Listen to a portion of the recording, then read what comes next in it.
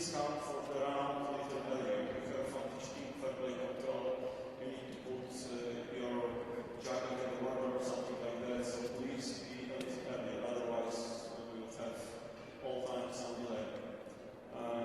I got information from European Chess Union that few players didn't pay entry fee, I mean ECU entry fee, so it is obligatory to pay this entry fee before the start of round number 5.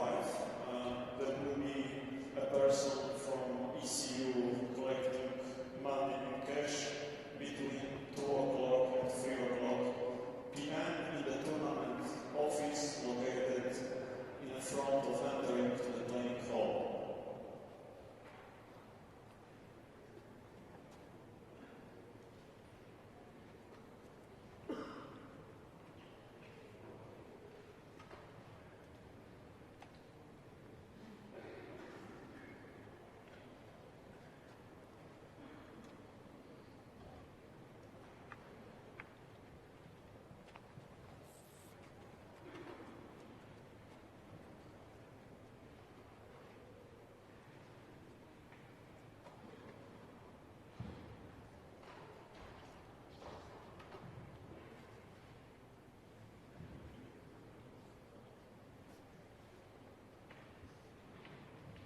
And for today, we have two special guests for making the first ceremonial move.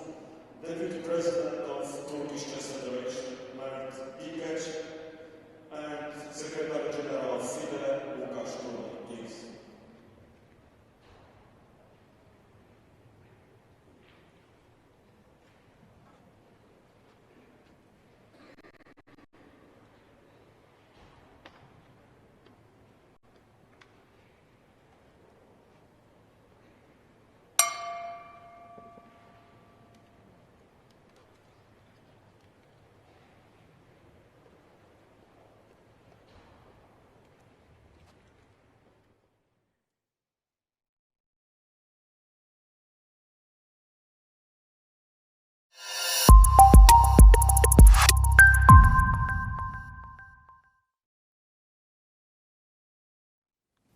Hello and welcome to Katowice, Poland. This is European Individual Chess Championship, and we have back our studio, usual setup.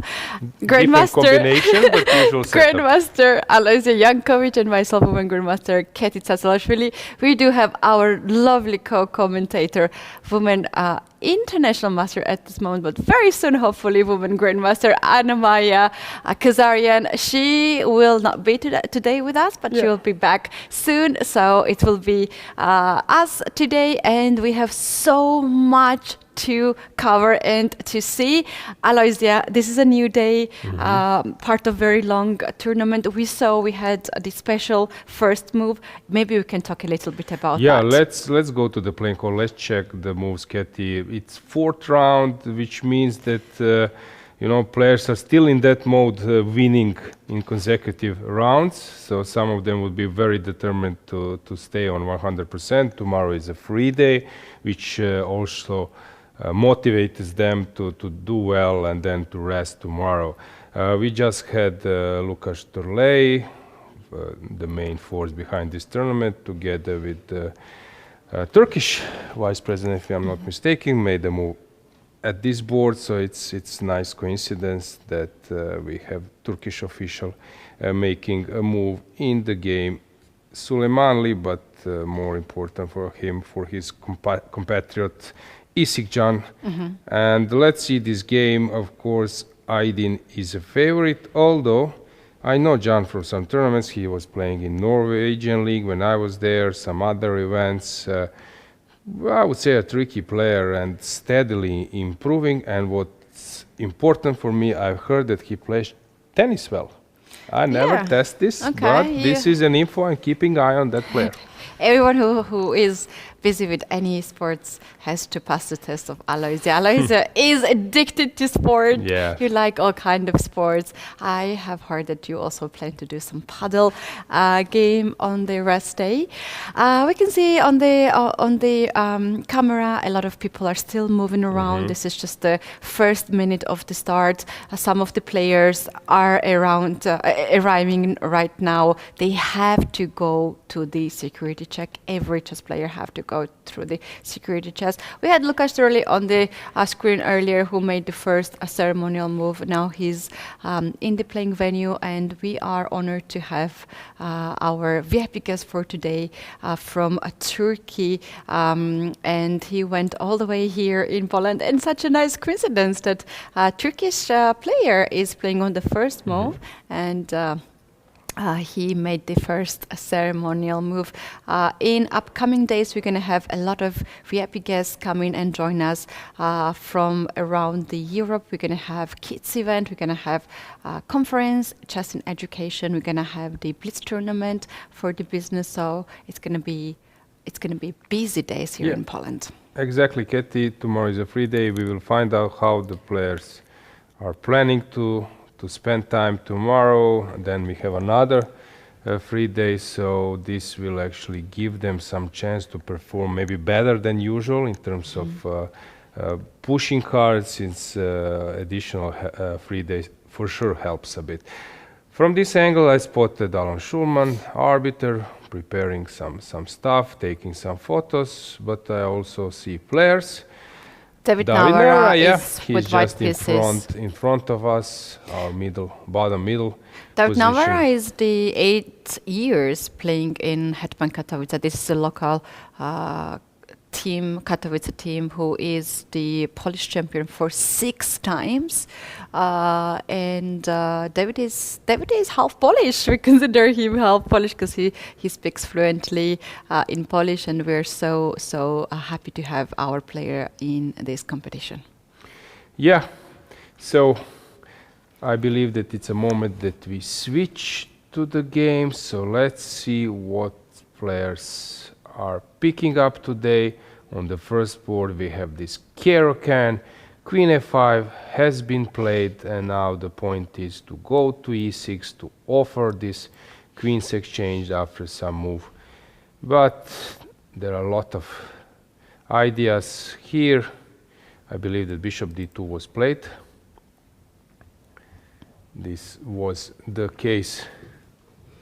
No, b4. This is also, this is known line. b4, if you take, you might end up under heavy attack, and then after queen a6 there is queen b3. Well-known stuff.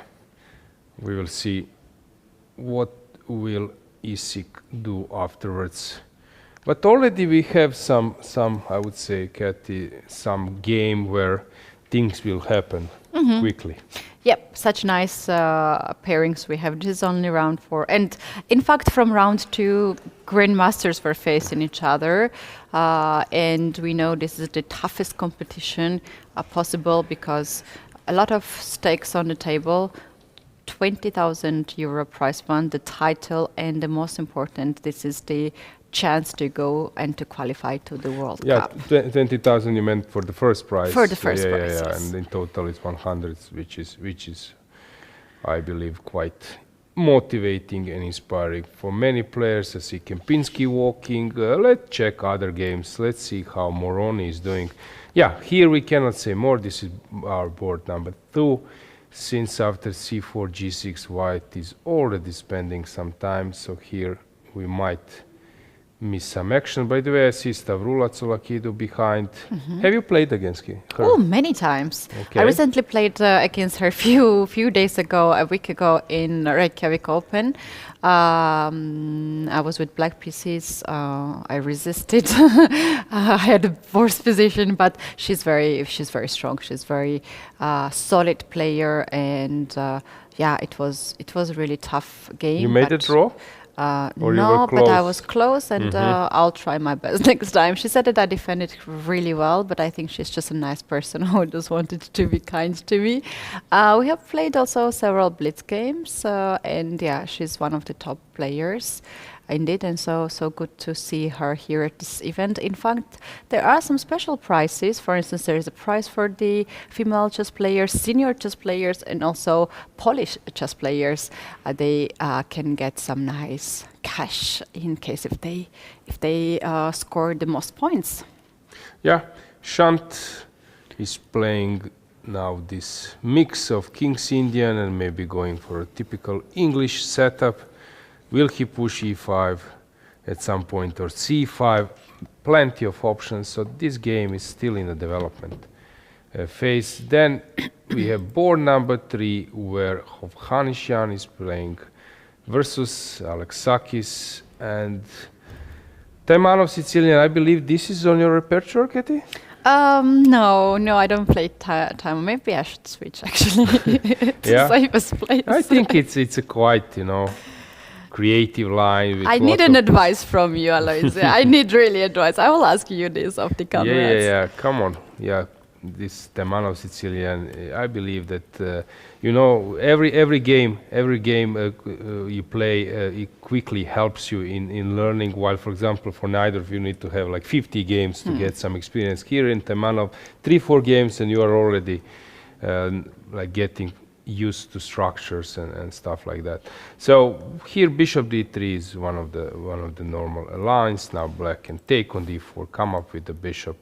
Yesterday was a I don't know, like a really crazy day regarding Robert winning against other Robert Hovhannisyan, winning that pawn's endgame that Anna Maya and Yuketi were sort of such a beautiful masterpiece. I was sure that it will end up in a draw, so I was wrong. Apologize. His engine was screaming that it's a draw, but in the end he managed to win. The thing is, I'm trying to point it out that it doesn't mean that if zeros are or our engine bar that the game will end up in a draw. There are so many things which for human it's hard to grasp. Yeah, yesterday together with Anna Maya, we were talking about the situation that I had this observation on my own games that I was losing the game around 38 to 42 moves. This was the dangerous territory for me. I was losing the games before time increment or like let's say after 2 moves distance.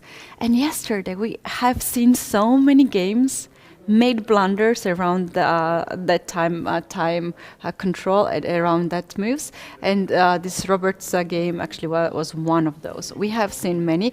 Do you want to check today as well if some of these blunders also happens? Let's do it. We might have some interesting statistics. Yeah, let's check how Lodic is playing versus Brunello. Since Injic versus Kadric, we can go with the camera to board number 4, but it seems that Dennis is not yet there. He is. But he's thinking what's going on after e4. Okay, Injic is playing mostly d4. So they are friends actually. Yeah. As I know, they are friends. And if I'm not mistaken, I think they even studied together in US. Yes, but then Injic returned and Kadri stayed. Yes, we have to shout out to Dennis because he's the funniest guy in the chess world. We know the trash talker. He's really good. Yeah, but sometimes his chess doesn't speak for itself. Oh no. he sometimes even like leaving the tournaments after a bad shaky start. I like his style, how he plays, and I'm sort of supporting him. And so Dennis is an interesting player. By the way, just to say that we have in our studio sometimes some guests, and we have now nice Turkish delegation. So welcome. Merhaba is Turkish, yeah? Yeah. Merhaba. Yeah, enjoy your stay here. Enjoy the games, and see us later.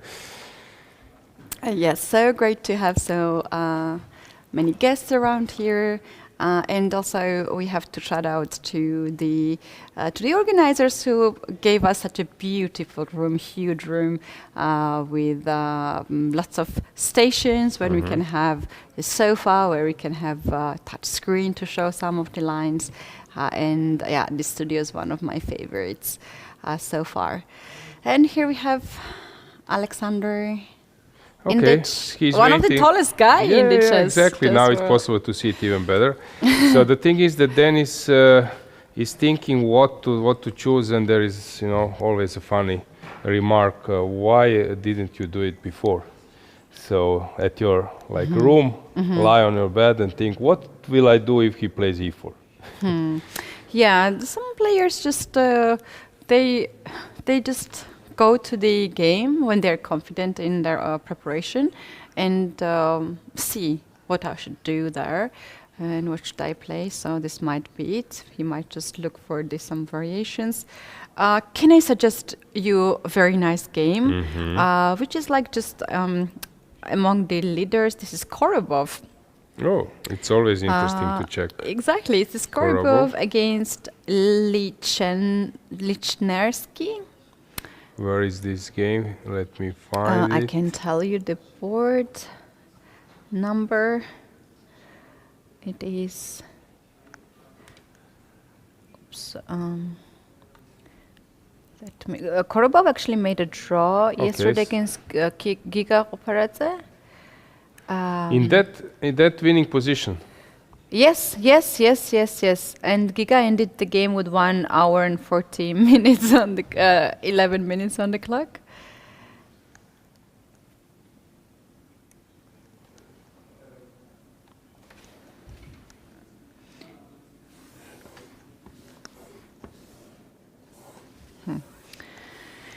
Okay, while Katie is searching, I'm just cruising towards the games. So it's not so simple to find something already far in sharpness.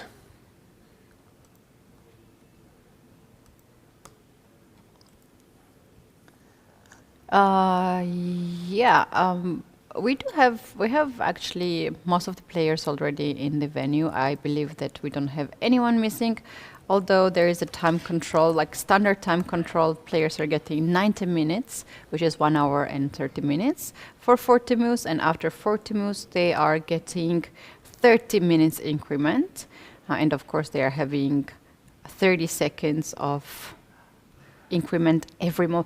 I mentioned this quite often at our commentary that I recently played at Reykjavik, and they had a very nice time control. After 40 moves, you are getting only 15 minutes, and I loved it. Okay. It was so nice because if you are playing, if you're pressing on the time of your opponent's clock, 15 minutes is not much. You know, you have to go through all this craziness and the storm, and you are still spending some time after 40 moves to figure it out what is happening. And I found it out that that 15 minutes was exactly enough time. I found Korobov's games. So Katie, so it's board number 14. So Sicilian and Taimanov, as I suggested. Bishop e2. Okay, this is known stuff. Yep. Yeah, this was played. Actually, Svidler played it. And it considers slightly better for white, but Korobov has his agenda, why he's playing this position. So I believe that he's confident here. Yeah, as you mentioned, this game has been played a lot. Castle just happened. This was the first line for black. And now white has plenty of moves, but most of these moves are related to the kingside attack. So white can go, one of the most famous moves here are bishop to d3 to target h7 pawn, queen h5 can follow up, rook f3, rook h3 can come. And another move is king to h1, obviously with the same ideas to step aside with the king and to start the king aside attack. I don't know this theory, to be honest, but somehow looks like from the first glance that white is having some comfort to play. Okay, probably there are some defensive resources. That's why he's playing. Will he push f5 at some point? I don't know. Maybe that can be the way how to defend. This knight on b5 is a bit you know, like cutting black's options. So it's, yeah, you're right. It's better for white, but it was played before. So Korobov is. He knows it. Yeah. C3 has been played here. White had a lot of options, but seems like it is also known position for Lukasz. He goes C3 here to also just develop the queenside pieces to include all the pieces into the game. Also, with this move, you're asking the question to Black how Black will continue to play. Is it to take on C3? Is it to leave this pawn here? Yeah, looks like a heavy theory that both players are quite comfortable with. Okay, we will follow this game closely. Thanks for pointing it out. We have Giga Koparadze on board 16, who is in time trouble. I'm always joking. Yeah, that means if he spent 10 minutes. Ooh, this is a great matchup. Giga against Mark Andrea. Mark Andrea, Maurizi is such a talented player, creative player, and this is really nice setup. Yesterday Giga was playing against Korobov. Very nice fun we had here, and today Maurizi. I would also expect a lot of fun today. But I'm not familiar with this line a bit. I know that there are some bishop c5 stuff. Ketty, this is something which actually surprised me a bit to see this on the board. So bishop c5, knight b3 has been played. Okay, bishop b4. Usually queen g4 in this setup is something which happens. Bishop b4, bishop d3, knight e7. Castles, castles. This is some heavy theory, and then f5. The thing is, when I'm surprising my opponent, I always like to have like chance that without natural moves he cannot come out of the opening. And here, you know, take a look. So I just played the most logical moves. You attack my knight, I moved it. You pinned me, I'm protecting, let's say, in few moves, so I'm setting up this defensive setup. You pushed f5, I took, and now I'm bringing pieces to the king side, and at the same time this pawn chain is not so strong. There are some islands, so I'm a bit confused. We can go maybe full screen to see. Is Maurizi, sometimes when I go full screen with the camera, I can sense the player a little bit more. Maurizi, if you ask me, is not so happy. Oh, these two players, actually, both of them like to just play very fast. I was just looking at the games that we have the access on database. I don't have the access to many games, but like to have some picture here. F5 is one of the main moves that Maurizi played. And here, white could play a3 instead of taking on f5. And point being that after, let's say, f takes e4, you take with the bishop, and here you are grabbing the pair of bishop advantage, because bishop d6 looks so awkward move. It allows queen h5 too. So if you take on c3, then I take back, and black has to play something like d5 to just limit this bishop, and then when bishop goes on d3 or f3, then e5 and open up the bishop from c8. This has been played earlier. So what has happened in the game? First, Giga took an f5, and now, yeah, this seems like black saved the bishop, and in my opinion, this might be just a little bit pleasant for Maurizi to have this bishop on the board. Yeah. It helped, but still I believe that he is not solving all his problems.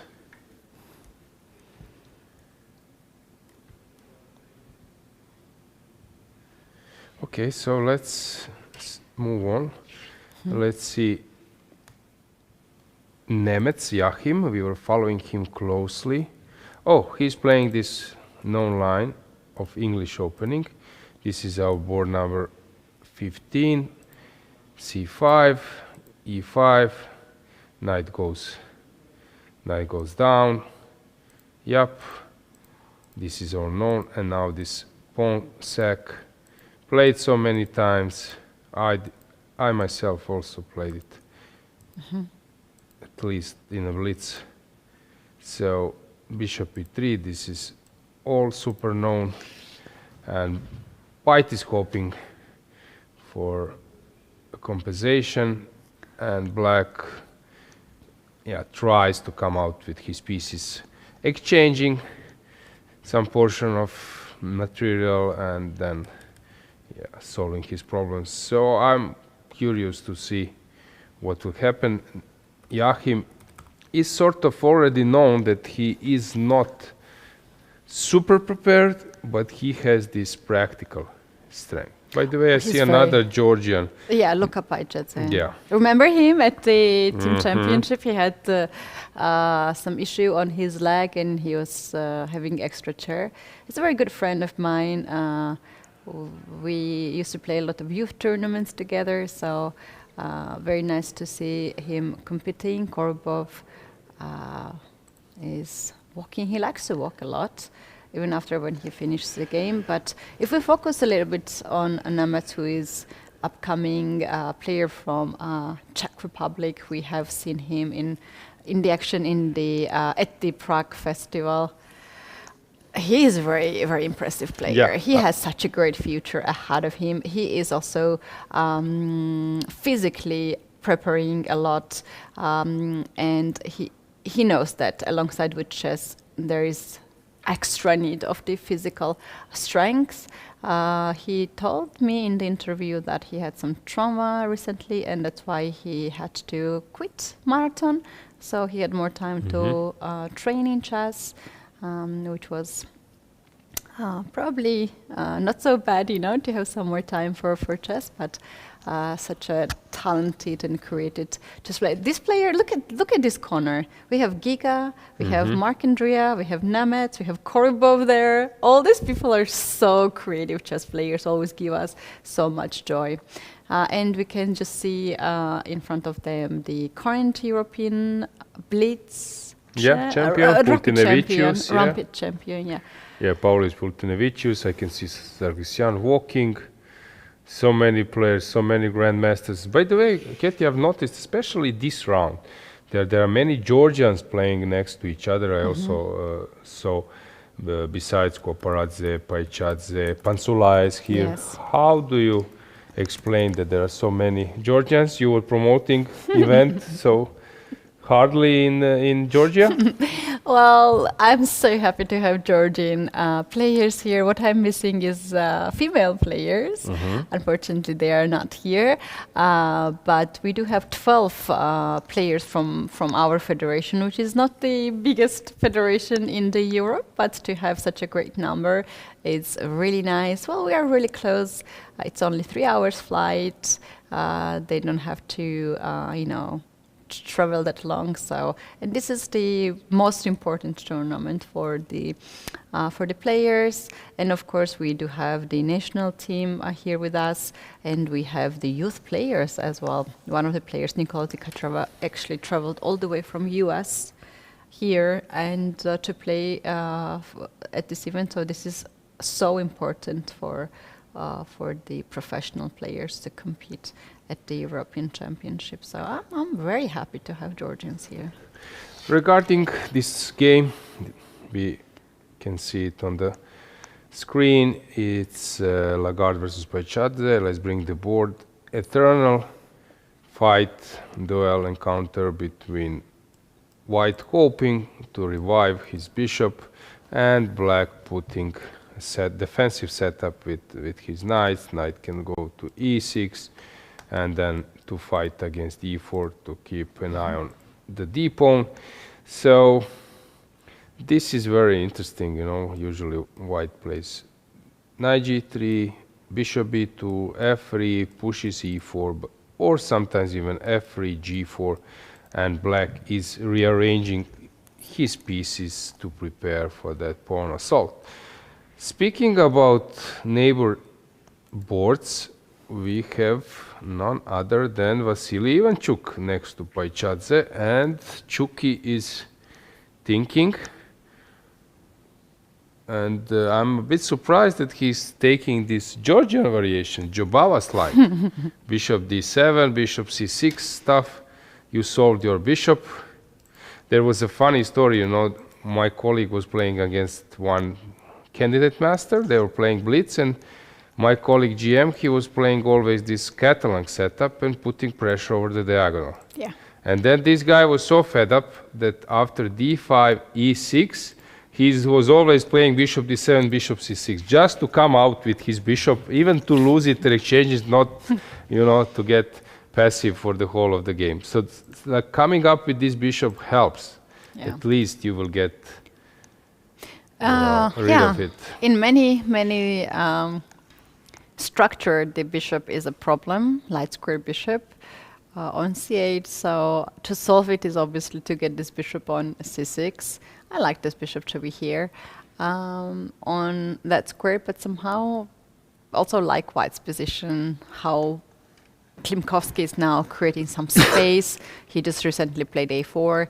Maybe he wants to push this pawn all the way to a5, a6 to get more space advantage on the queen side.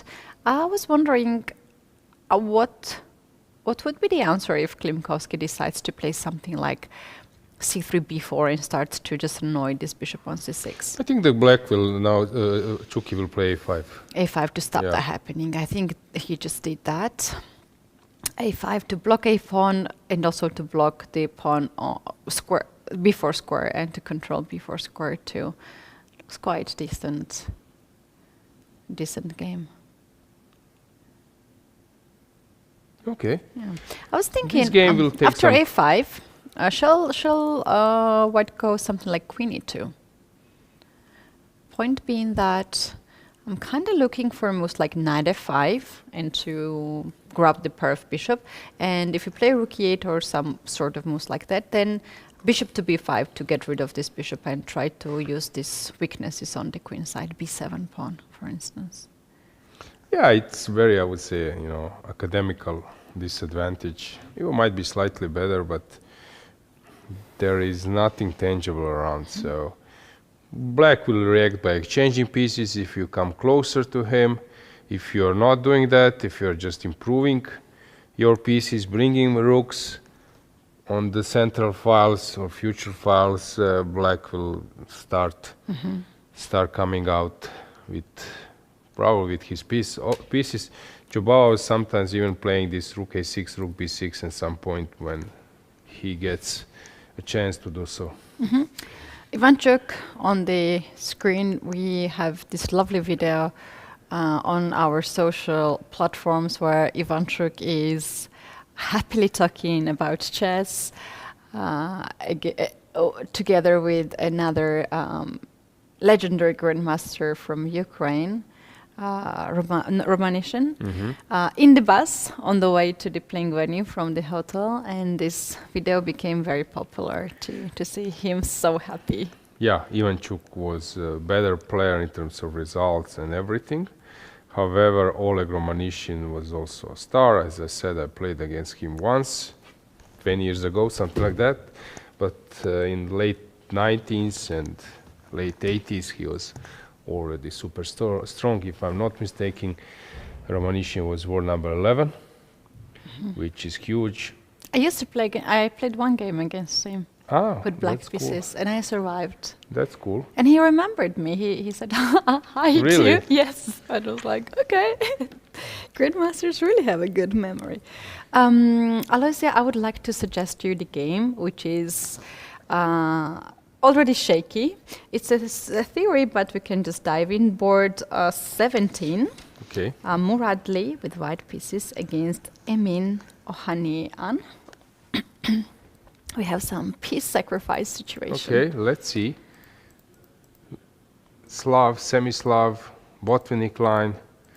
One of the most complicated. I recall, times when I was analyzing without engine or with weak engines, and it was, I would say, so much fun, since you are totally in a dark territory, and these days it's not the same, not at all. And that time you were so many times uncertain because engine could not at that time could not understand how strong this pawn majority on the queen side is for black. So queen a5, and this is the current position. It is the current position what we have on the board, queen to a5.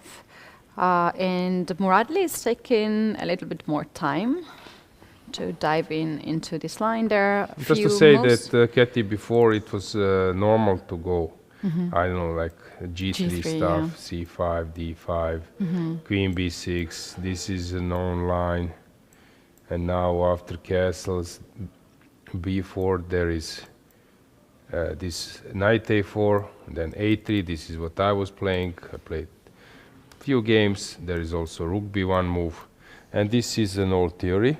Yeah, I have seen it.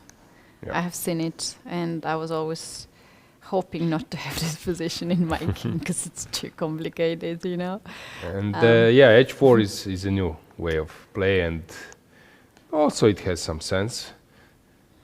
Yeah, not to challenge black on the diagonal. However, this Queen A5 force probably.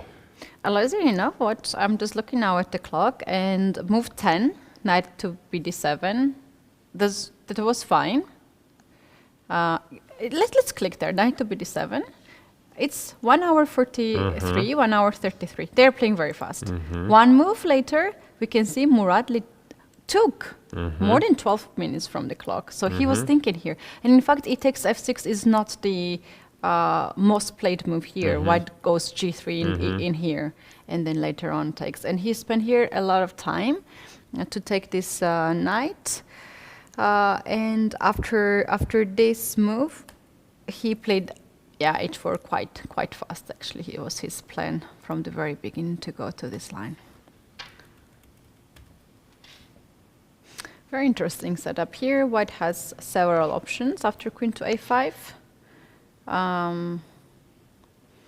Either to, after queen a5, one more move.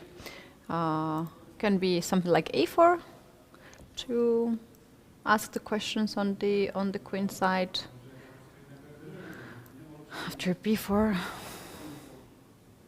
Probably somewhere. d4. Okay, this is a typical mess now. I don't know, c5. Maybe it's not the best. Queen d5 can be a move. No. Oof.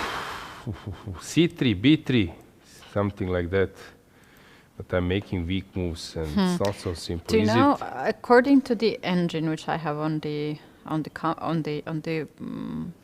laptop now, it says knight b6 is only move which keeps black in the business. c5 would be the most natural one. Yeah, after c5, knight to d2.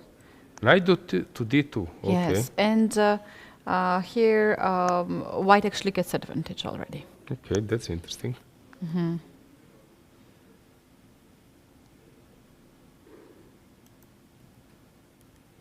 Let's go back, or we haven't checked Edis Gurel game. Whom else? Yes, Marty that's Rosyan.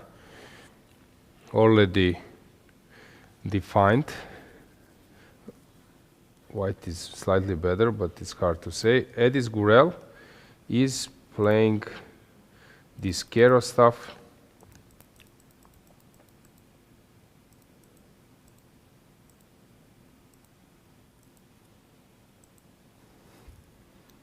Okay. He's fine, but also white is fine. They have this another Turkish encounter, Gökhan versus Gurel. If I'm not mistaken, they even played at the last championship. Not fully sure, but Gökhan was doing great in that event. European Individual Romania 25.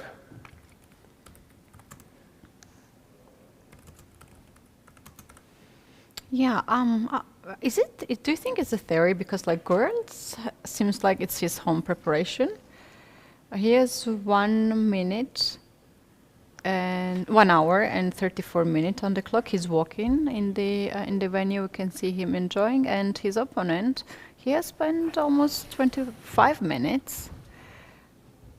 And you have mentioned that they have played last year, but I can also see they have played back in 2022, 2023. Yeah, so they were playing. They know each other quite well. Gökhan Khan is probably underrated player since he can perform really well. How about Anton Hiharo playing his solid chess, Sahidi Samir, the same, Bjerre versus Malek. Okay, this is an interesting try, this G4. By the way, at the moment, Malek is playing the highest board of Polish players. That's why he's on board number 6. And here, it's known, for example, that I was analyzing this line, let's say like knight f6, knight f3, e6, knight c3, bishop b4, that white can play g4. So, not the same, but quite a fashionable stuff. At the moment you can go g4, you are very, very happy. By the way, I was telling this a few times that I was witnessing once when Croatian Grandmaster Cvitan was playing a Serbian Grandmaster, and this guy on c4 plays e5. On knight f3 he goes c5, and Cvitan likes this position, c4, c5, but he has an issue that he prefers to have the pawn on g3, bishop g2, and then the knight goes to e2. Yeah. So after c4, he would love to play c5 and this line, let's say like this, and then if black plays something, he goes for a3. If you push e3, then he's combining some stuff and playing this way. And he decided to trick his opponent. Since his opponent is playing here after c4, knight c6, g3, his opponent is playing knight d4. So he went back on g1? Yeah, so he went, nice. Knight f3. I was witnessing that game. c5, c4, knight c6, g3. His opponent played knight d4. Cvitan went knight g5, and his opponent came back E3. hoping for a draw. But then came this bishop g2 and a3 stuff. e3. Oh, Yeah. wow. Romantic times, right? That's a really, really big win. Like mind Yes, games, you know? yeah. You already feel that you have won. And in the end, he prevailed. Yeah, So so cool. That's so cool. here we have similar line, different territory, and came super aggressive g4. Engine is not perfectly excited, but you know, for human, you can give it. I love G4. I have not seen after this. I recently published the course, opening course. I don't know if I told you about this. Well, I Just- was I think afraid you briefly started the course. I was a cooking course. Then you said opening course. Not yet. Okay. Maybe later. Let's see how it's gonna sell. First, let's see if Let's it's first start working. with the opening Yeah, with course. opening. So I was working together with my very good friend, commentator James Canty, and we came up with this idea to play Reti, knight f3, and then to continue with b3, and then to push g4. Okay. This is our course that we just published like two weeks ago. And I was very excited. I'm presenting this course. James was working on the PGNs. And I went my 2 tournaments, for NCL and then Reykjavik. And I'm like, I'm ready. I want to play in every single game my own course. I'm prepared. It worked really good, actually, but I found out that I was mixing the lines because you need some time to settle it down, and I love to have this kind of possibility. Whenever you have possibility to push g4, you have to do it. Engine never approves it, but good thing is that we're not playing against Yes, engines. exactly. Hopefully, Exactly. we are not playing against engines. But for humans, it is just unpleasant to have this pawn here. And Aloisi, I don't know if you remember, but Jonas Bere is the person who played himself against Zuziner in Prague, at Prague Festival. This very same line. We used actually his game in our course, and he won beautiful game against True. her. So Pierre knows Yeah, the true. power of a g4 True. move, and he might not be happy So to what face it. will be the follow-up? After the g5, he will retreat the knight. White starts pushing more. And is it something with f5 already? or taking on c3 and then d5, or let's say if I play d5 then cd, there is an issue, I will drop the e-pawn. So Yeah. in this scenario I'm not on time, so maybe he's thinking to play something else. So how to prepare this push after h4. Okay, it's possible to play on this side as well. f5 might be the move. So c6 was not played to push d5. It was played to control the d5 square. So then knight d5 is not an option. So Jonas was aware of. It seems that he was. And he aware wants of g5 to be played. Then f5 will be exactly. really And powerful. if you go to the long castle, then b5 also might be an option. Let's see how this Italian encounter is doing. Lodici versus Brunello versus Rodici. Meanwhile, this was the game suggested in our chat. We can also shout out to our chat who are watching us on YouTube. Thanks, guys, for being with us and suggesting some of the good games. We have people watching us from Denmark, from London. We are sending greetings to you from Poland. And yeah, do let us know from which country you are watching us and who is your favorite at this moment. We have 168 people watching, so you guys make sure that you like and subscribe the channel so you will not miss any of the action. And one of the game that they were suggesting was this one, the board 5, 2 Italians. Yeah, this knight a6, it's a line, and after bishop c3, queen c3, knight c5, b4 there are two moves, knight a4 a bit weaker one, and knight d4, queen b5. This is known line. Sometimes black even sacks a piece, but here knight d6 is the line and all theory. Okay, so let's leave Italians with their own problems. Let's switch to another board. We can get back to the board 1 to check out what is happening there, and I think it will be good time to take our first break. As we have already covered all the top boards, we need to figure it out who is better here in this game. Okay, it's a long-term thing, so I don't believe that we will be able to conclude anything so soon. Why white pushed h4 and then after h5 start to do this pawn grab on this side, space grabbing on this side. The point is that he will be able to exchange his dark square bishops on g5 square.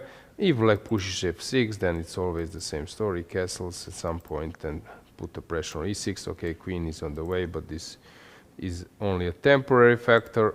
So we have in Sargsyan also typical stuff, like reversed close Sicilian, Alexakis, queen on g3 is quite unpleasant, but I'm curious how about Kadric.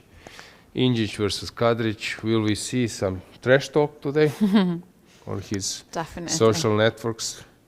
He's playing this Philidor defense, not interested in any, I would say, encounters, memory test in sharp niders and those kind of things. So Dennis' repertoire is very narrow. Oh, I'm speaking completely trash talking so and everything. It's a draw. Okay, yeah, makes sense. It's just the middle of the tournament. And I'm although surprised because I would not have expected that this happened. Yeah. This is a bit surprising to me. There is a difference in rating, even in a class. Also, white pieces favorite Injic. So what was the case here? I don't get it. Well, I completely understand them. It's 11 rounds, right? So sometimes it's just good to go easy, and yeah, I see that a call lot it a of players are coming to check what has happening. happened.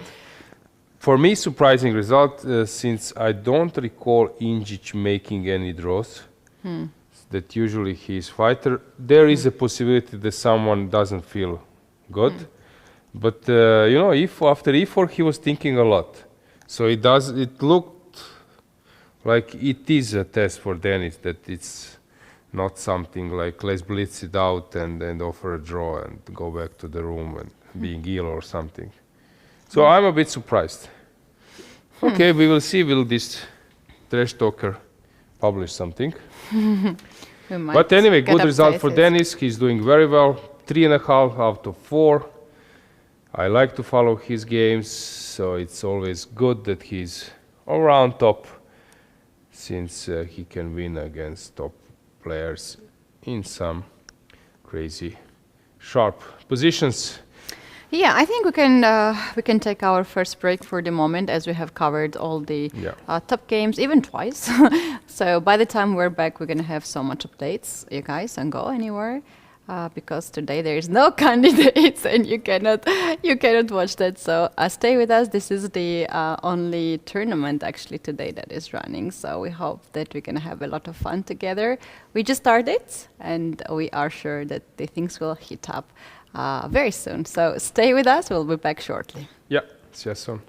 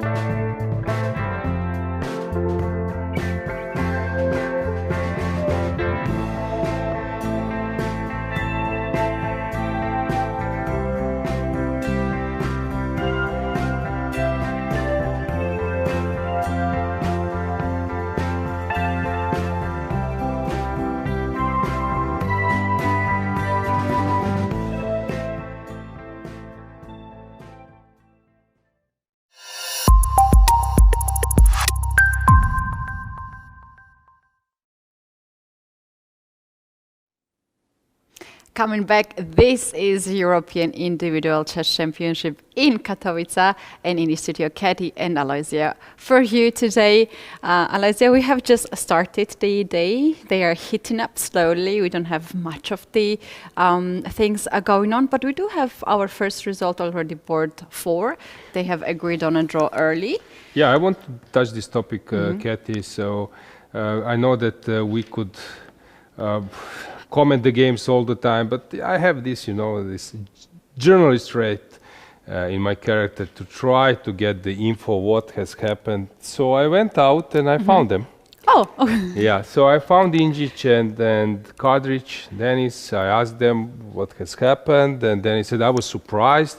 So let's bring the board just to show the thing. So Injic, Alexander played this e4. He's usually playing d4. So I asked Alexander, you're mainly d4 player, right? Yeah. And then the answer was, yeah, I played d4, but for this game I opted for e4. Then he said, yeah, that was a surprise, since I was thinking to go for sure after d4 with d6, to go for d6, but after e4 suddenly I was not sure should I do something else, because Denis on e4 is playing also Petrov defense. So this is the reason why Denis was thinking. And then he said after h3 I was surprised totally that Injic is offering a draw, since I was expecting that the game will be a normal fight.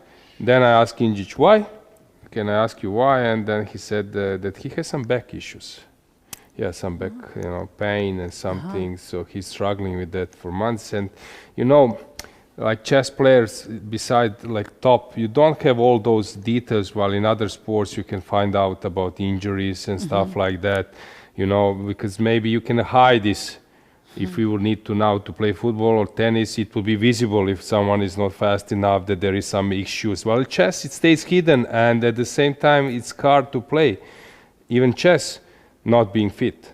Oh, yes. So I think that he's preserving some energy, as you mentioned, picking up his battles.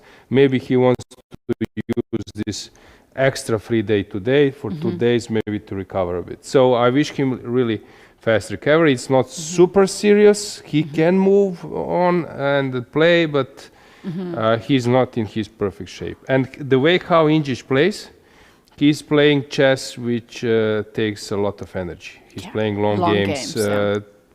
sharp ones, Agree. playing for a win. So this is the reason, as I Wow, said. that's a gold information you are but the just thing is, dropping Kathy, this is now. our advantage. We Yeah. could do the broadcast somewhere from afar, but here we can hang on with players.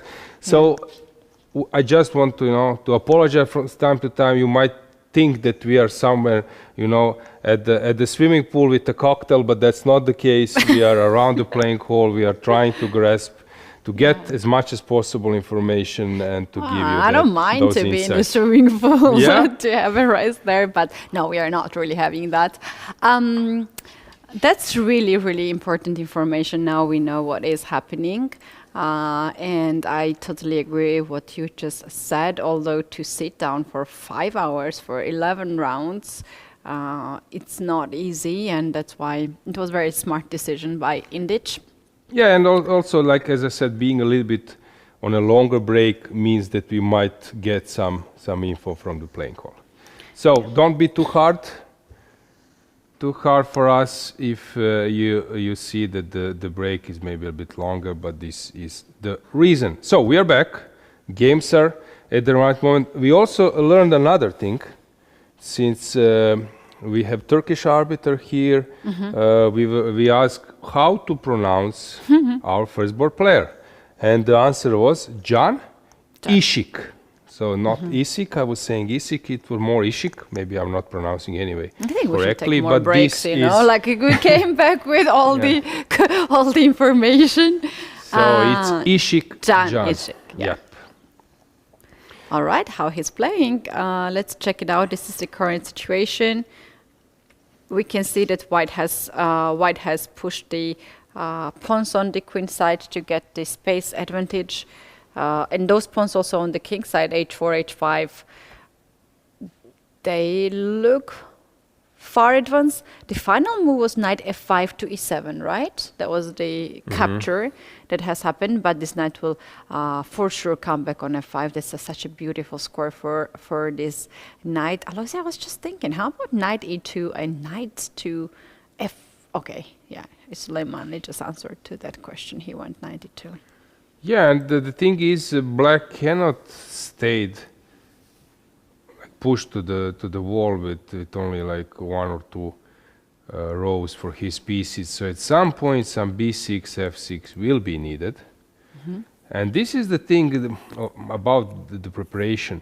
So when you're playing something sharp, you sort of are balancing between +1 for your opponent. If you do something wrong, +2, then you find some equalizer. If your opponent makes a mistake, maybe it will be a slight plus for you, whatever. But you can find many positions where you are sort of +0.8, and then engine for some positions says it's +0.4, and you think, okay, that's fine, that's callable. And then you enter this line, this position, and you realize that for human, it's very unpleasant. So here might be the case. So engine is saying it's 0.5.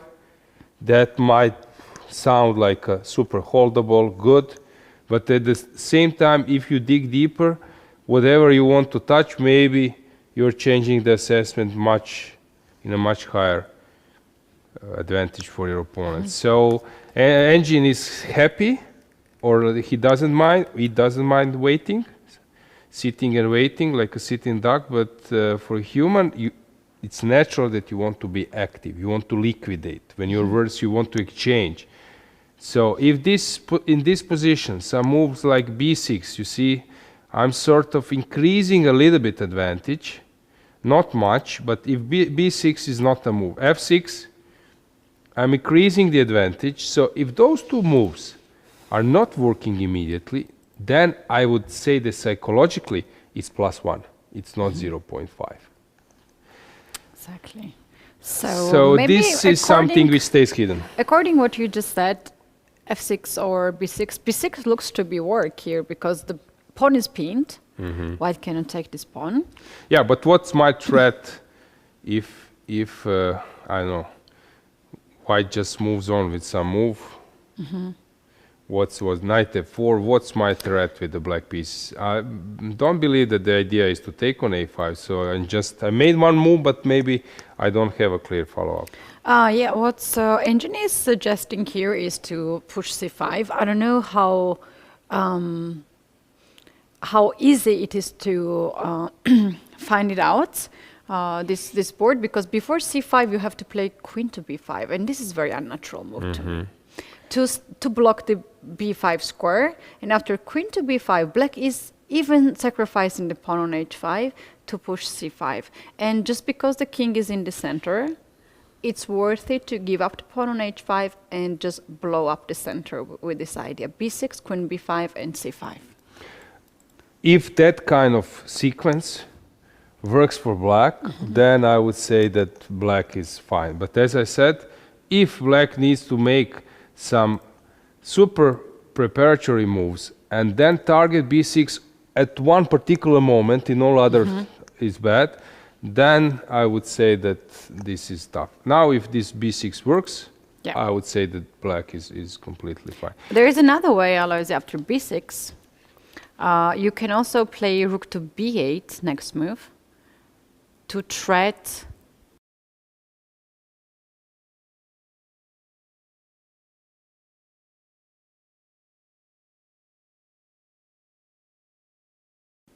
small tactics. Very nice.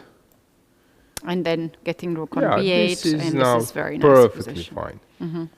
Okay, so we will see. Will he go for b6? f6 is not something he want to do. Now he's checking, and rechecking is the b6 move. By the way, our guys, technical crew with Shemek and others are providing us some nice angles. So I would love to go back with that angle from the upper part. Yeah, a little bit, maybe even there was one with a little bit more, like even from the distance or from the side. So to see a little bit players' conditions. So score sheets, you're not allowed to take your own pen. Yeah. So you have like nice score sheets. You're getting pens from arbiters. If we can outzoom a bit, you would see. Yeah. b6 is happening. Very good. Oh wow. Also, we have this design from both sides with logos and poster of the. It's very nicely. It's very nice for TV purposes. Beautiful colors as well. Yeah, you can also see the chairs. Everything seems quite new.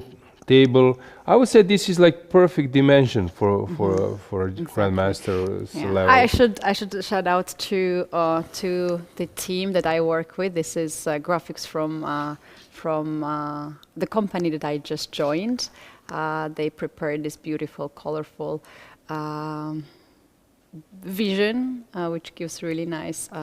The design is really so cool. greetings to all the designers and people who put such a nice work from Amphi. I just joined this team in the last September, and they're doing it really nicely. So we have a lot of elements of chess, a lot of elements of Katowice, as it is the industrial city, and of course a lot of colors, because why not? Only one thing when I see some space for improvement, but this is like ridiculously small detail.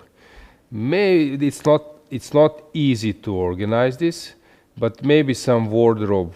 Although there are some players who insist to take their jackets. How about you? Are you the person who is leave there would be a wardrobe? Would you leave your coat or something? Do you see the shoes there, the lineup of my shoes? I always like to keep things there because obviously my working clothes are not the same clothes as I'm wearing.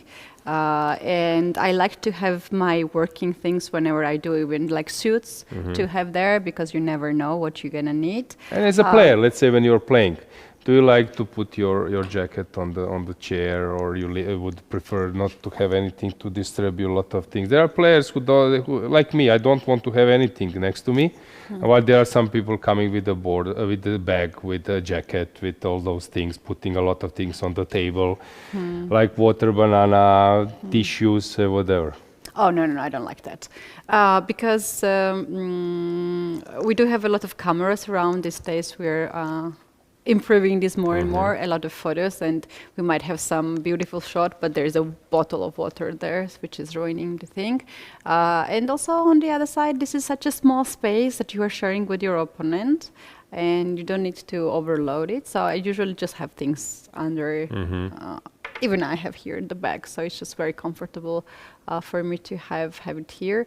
We do have the wardrobes here at this tournament, but some players just tend to have more comfort to have something with them, even though in the playing venue it's quite pleasant temperature. We can see some of them are in t-shirts as well, so it's not cold at all. But sometimes you just need something to cover, and when they are sitting for 3-4 hours in a row in the same spot, maybe it's just a habit. But I agree with that. It could be much better if it's not those jackets and stuff are not there. Because I was just looking at this angle. The design, everything is colorful, everything is cool. And as I said, I believe that players are having really perfect conditions. I haven't heard any other proposal or anything. Just like from some TV angle, it looks that without jackets might be even more like spectacular.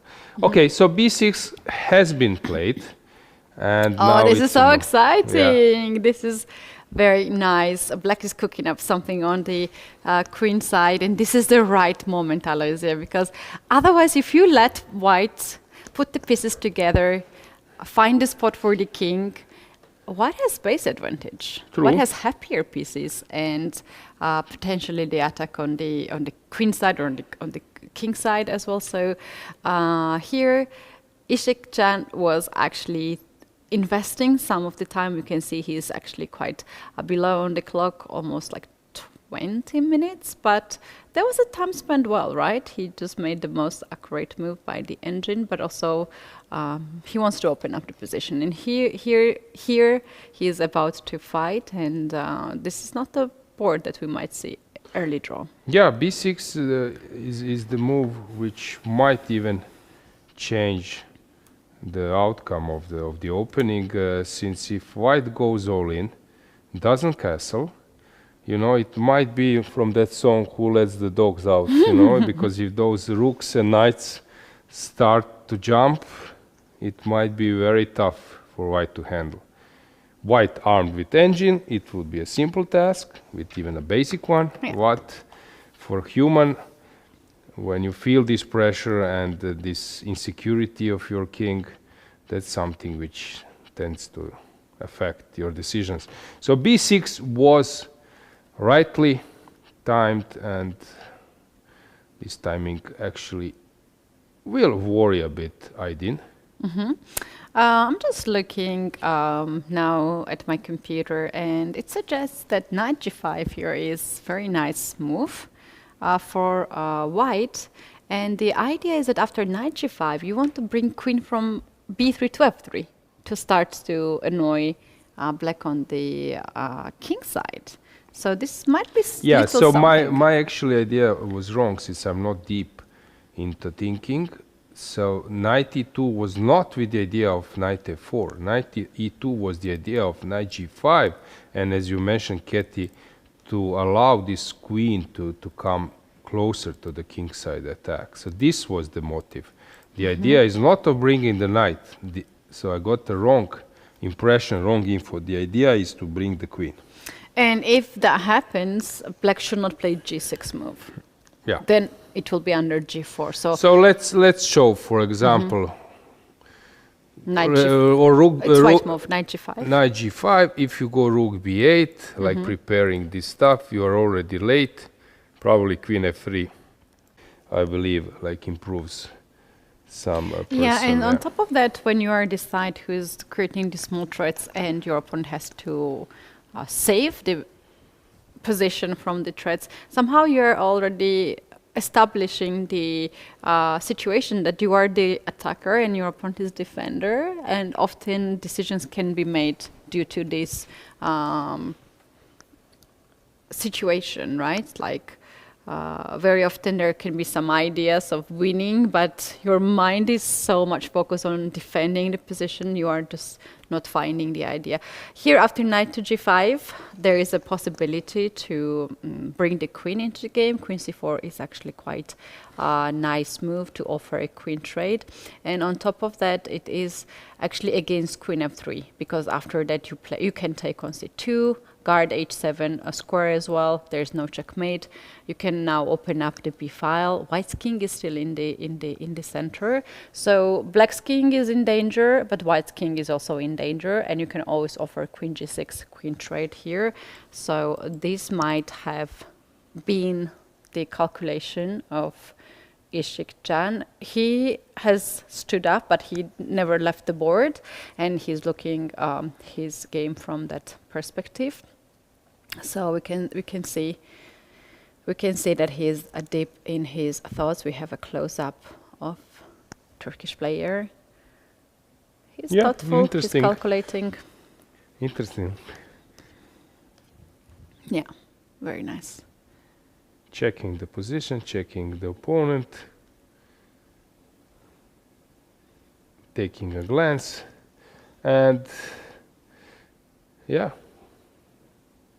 we will see many, I would say, new stuff here. And let's see, knight f4 has been played.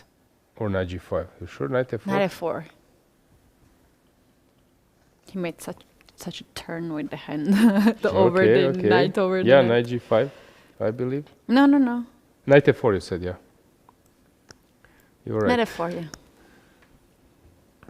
Knight f4 have been played. So is it the moment for your idea, rook to b8?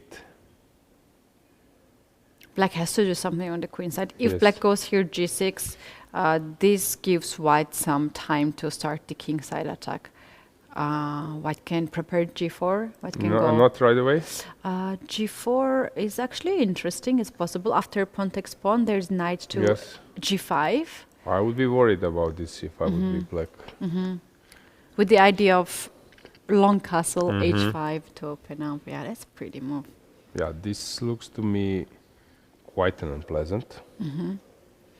So black should not waste the time on the pawn on h5. Instead, black has to go rook to b8, or something like connected to c5, queen to b5, and then c5. Yeah, I like to involve non-active piece. Rook b8 looks to me as a normal way to go.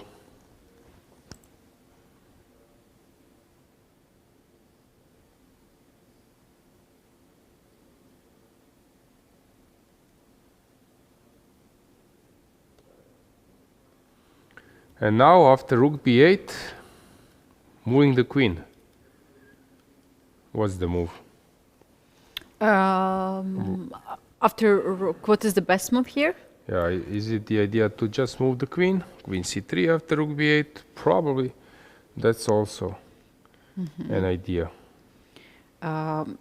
It's queen c3, yeah, queen c3. That's very nice. Okay. And there's also move queen d3, which is a little bit not natural move to trade this queen from a6. I agree. But queen c3 is good enough. I wanted to suggest the games which are actually heating up on the other boards, and we can take a look at very sharp game, which is, there are two sharp games. So let's start with Martirosyan against Pisk. This is the board 7, no, board 11. No, not this one, board 11. Yeah, so white just pushed It was h5. sort of normal around here. And what has happened? Yeah, what's the deal? Normal? Okay. Looks as a commitment a bit to me, but maybe understandable.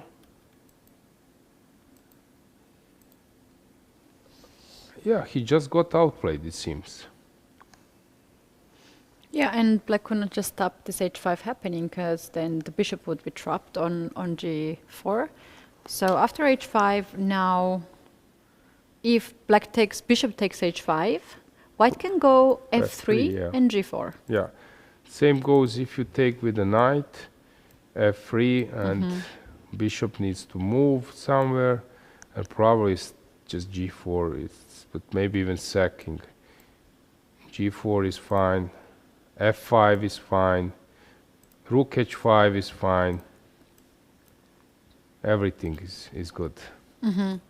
And if you take the knight on e2, then you just give up your bishop. You take here with white, with the queen or with the bishop, even possibility. Yeah. And then you just open up the h file and double the rooks there, and it's already quite nice position for Martirosyan. Okay. His opening choice paid off. How about other games? Moroni seems to be outplayed. Shanti is playing very good chess. Yeah, I agree. He's never in danger. And it will be very hard for his opponent to get the... Oh, this is interesting. So it was Sicilian. Hovhannisyan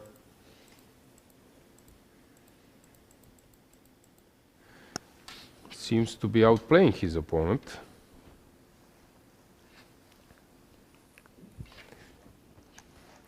c4, if you take on c3, then knight c3, and this is very good for white. So what to do? Yeah, with the king in the center, not be able to castle yet. It will be Yeah, so and this tough. actually just helps white. Yeah, open up the h file. The bishop is stuck on f8. The pawn on g7 is hanging. So this is so How pleasant. to explain, Katie, to the people this like concept of doubling the pawns? Why is good? Maybe some first point is that whenever you take towards the center, so taking on a g3 is much better than taking to Yeah, the other side. I have a student which, like when we were analyzing the positions, was always saying double pawns are the weakness.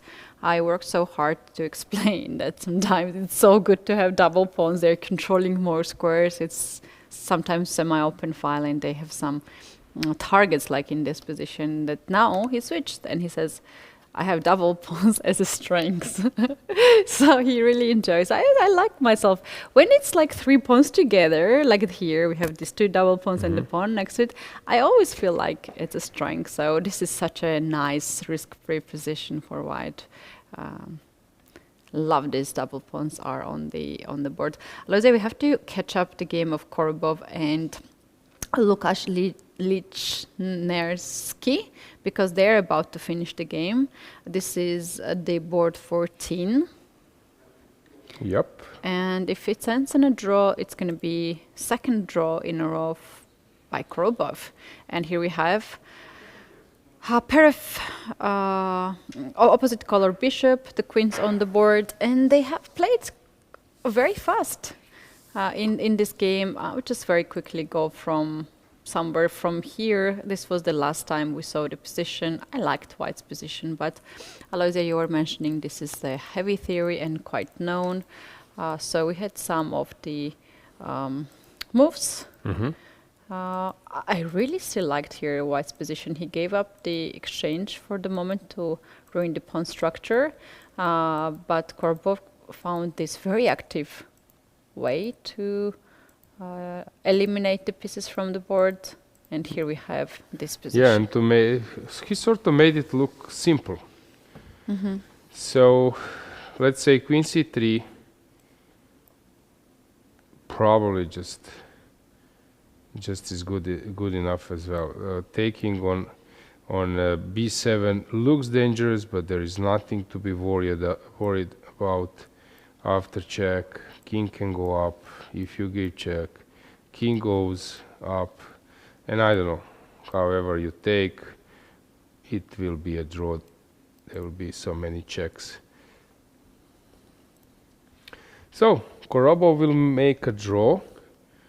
which is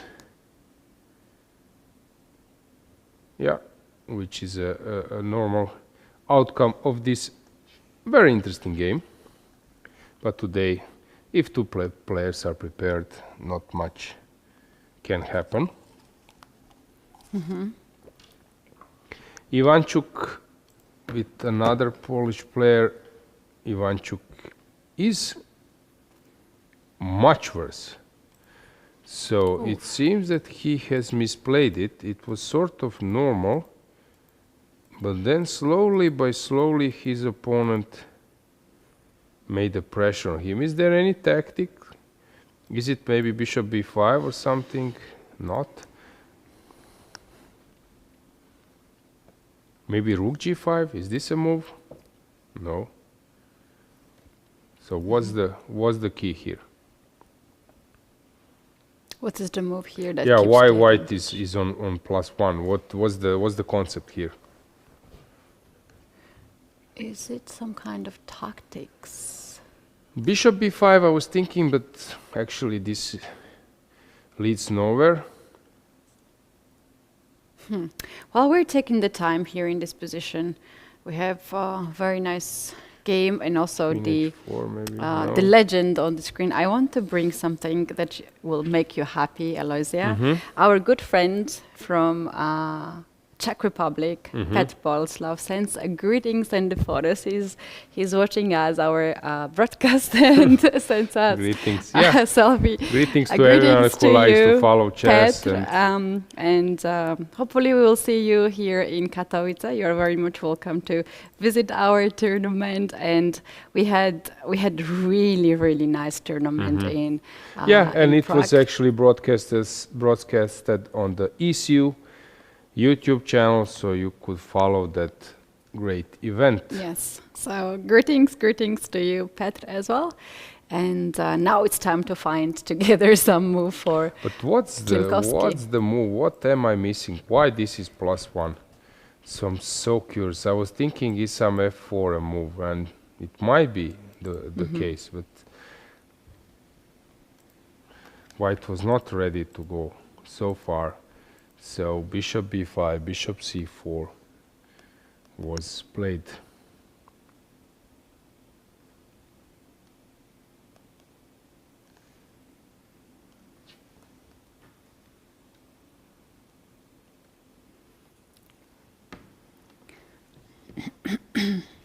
So Ivanchuk is slightly worse, but he actually yet not under heavy pressure. In the meantime, John is thinking after knight f4. Sargsyan is already better versus Moroni. Alexakis looks much worse versus Hovhannisyan. This was draw. Lodici, Brunello. Brunello is better versus Lodici, so it seems that Lodici has misplayed it a bit. Lodici, the guy who knocked out Niemann at the World Cup, and some others. Bjerre is... Oh, Korobov seems to finish his game. Yeah. It's a draw, I believe, as expected. Abbasov we haven't touched. White is slightly better, not more. Iturizaga. Yeah, he likes to play those positions. So where to find Ketty? Can you find me a position where there is a mess? Okay, You this ask one we me already... more. You don't need to ask me more. Yeah. I will do that in a second, because we have so many games in progress. You recall what I was saying? Let's go to I know what I Paparazzi want to- versus Maurizi. Yes, and I want to suggest to check out our first seeded player in the tournament who lost his second round. And I was hearing the commentary that you said that this Kovalenko is the player who will get upset and will win 6 games in a row. So he's actually playing too. He won yesterday his game, and today he is playing on the board 41. So at some point you can check it out how he's doing as well. Yeah, we can do it immediately. So it seems that he's far away from winning. Yeah, this looks quite drawish, so I don't know what has happened. Take a look what he played.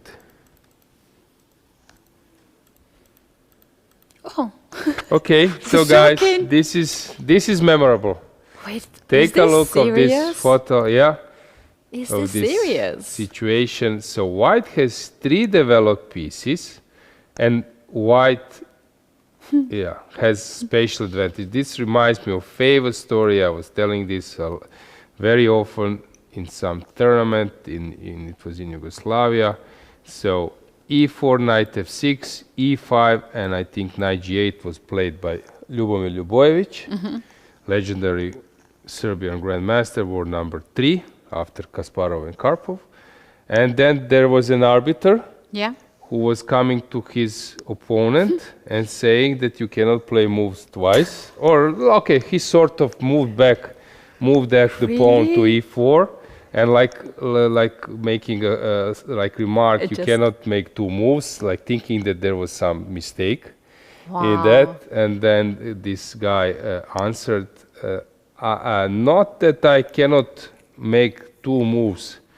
2 moves in advance as a first move. I'm also on the move in this position. gonna And be then my he move. played d4, yeah.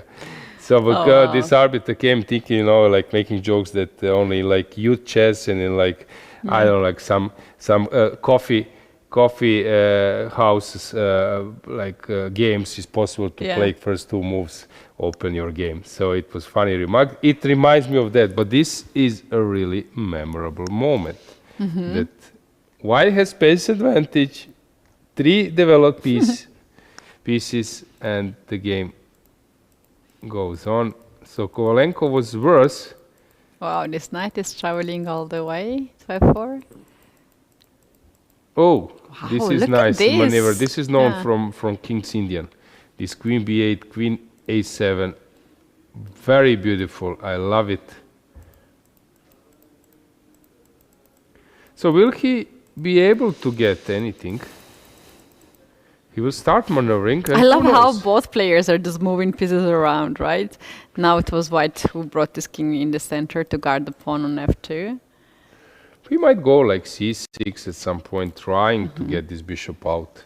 So Yeah, there is a huge rating difference between these 2 players. It's a FIDE master from Poland, Turski Bartolome, and sometimes the top players, they like to play out in the equal position, press on the clock, and then just find little something.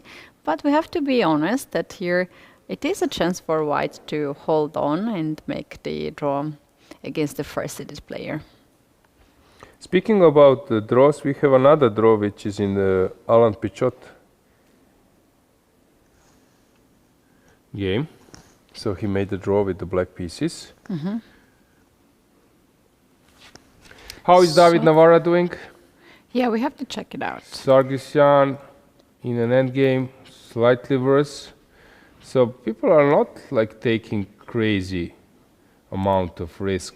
Donchenko, Yeah, I think everybody just wants to go into Deak, we forgot the about first rest day peacefully, not going too much crazy. Deak is playing this line, which is sort of like the name of this opening is Sniper. And I was playing this as well, but f4 it's upgraded Sniper. Upgrades. Yes. So I would say like longer range. So to add f4, this is funny.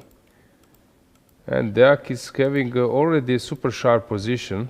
His opponent is not afraid of getting into serious, complicated battle. Having a good sip of Yeah. some sort of iced tea. Oh, I like iced tea.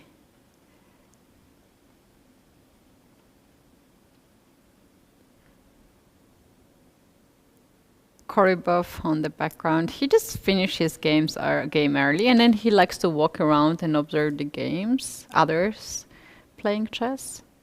It's not that good technique of a really good coach. I think he can he can sign up to be the coach. How is Edis Gurel doing? He seems to be fine, but White is putting some pressure, being a pawn down, although controlling a lot of squares.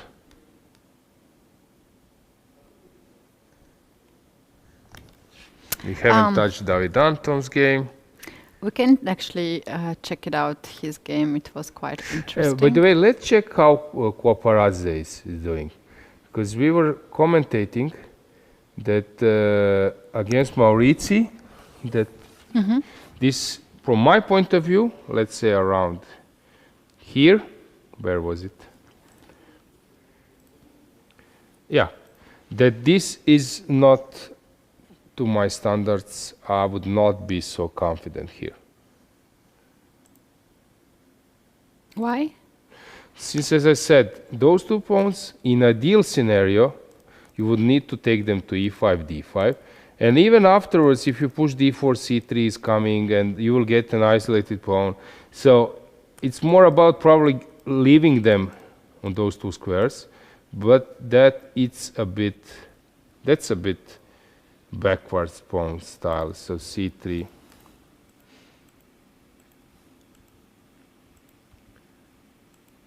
a5.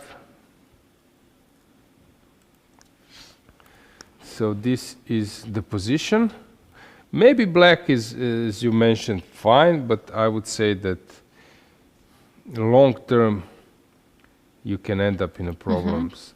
Aloysia, just we have a different person on the screen, and he was like, he seems really worried. This is Gokerkan yes versus Edis Gurel. for 10. So strange, yeah. He Don't seems know very why. worried. Although I just see his position, there is nothing to worry there. Okay, Yeah, sorry you to never just- know. So here, Giga managed to gain some square on the king side, queen side, exchange his bishop, and it seems that Giga is totally winning. And look at the time situation. For Marc-Andrea Maurits, it's 16 minutes only on the clock for next 15 moves, and the Giga is doing what he's doing, always to have 1 hour and 10 minutes on the clock. And Giga is on the board. Aloysia, I'm sure you have some story about some players who are playing very fast. Okay, yeah, of course. Tell us. There are players, like at the time it was like Tkachiev. He was, having some juice. That was typical with a straw, and then he would drink this juice and make moves instantly. And of course, all those like old school grandmasters would got pissed off about this, and it would be like so crazy to see some younger coming in there and just making moves instantly. So that was common, in his games, and he will finish like way much faster than others. So depends of your profile of personality. So Anand was always playing super fast, but I know that there was a famous remark in Magnus Carlsen, one of his first books. He was playing against one Croatian grandmaster. Yeah. And Magnus for that time maybe 2400 rated player. He was not yet programmed star, but he was a bit known. And this Croatian grandmaster Robert Zelčić was always making moves. When you make a move, he immediately raises his hand, like he will make a move, and then move sometimes comes super fast, sometimes after thinking, but he was sort of making moves. And then Magnus was commentating, or someone commented that it annoyed him how his opponent made moves like he needs to catch the bus. And it was so funny. And the game finished, Magnus lost. Yeah. So this was sort of, he mentioned that somewhere, that this was one of his youth losses, which he remembers. Because it can be quite annoying. And now we're having this game on the screen. Let's go full board. But yeah, Giga is not like making moves that he's nervous, that he needs to make moves. He's just in his rhythm, in his pace, and that's it. That's how he does it. Mauricio has to make moves faster because he has like basically no time, right? And then in about 20 seconds or even less, Giga is ready to make the move. So this is really annoying. This is really annoying for the player who has already few minutes on the clock, and your opponent is not thinking, because when you have no time on the clock, you want to think your opponent's time, right? I agree. And then your opponent makes the move, not the best move maybe, but very solid move, and it's again your time ticking. It's 12 more moves for Maurizio to get the time. And and then you're getting into this situation where I think you mentioned it yourself, Katie. You cannot go to the toilet. You heard me yesterday losing it, Yes. being so Yeah. upset.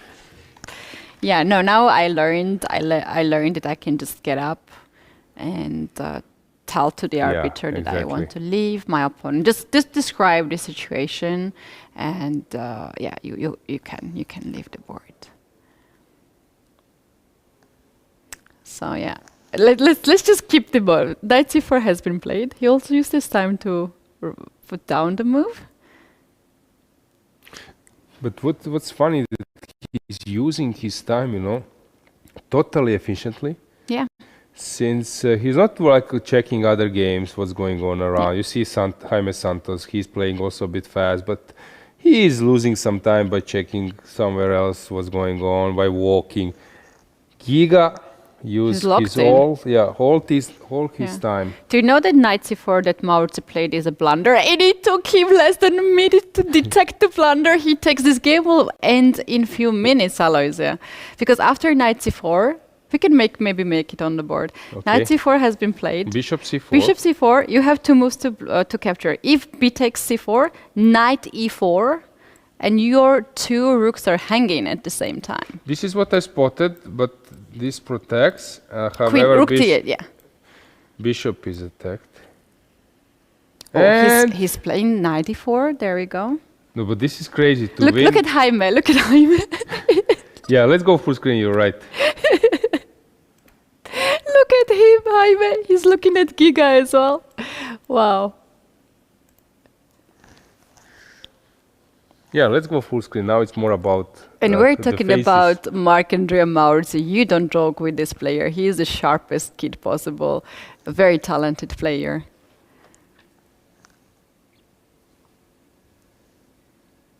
I wonder how many moves Giga is calculating in 1 second.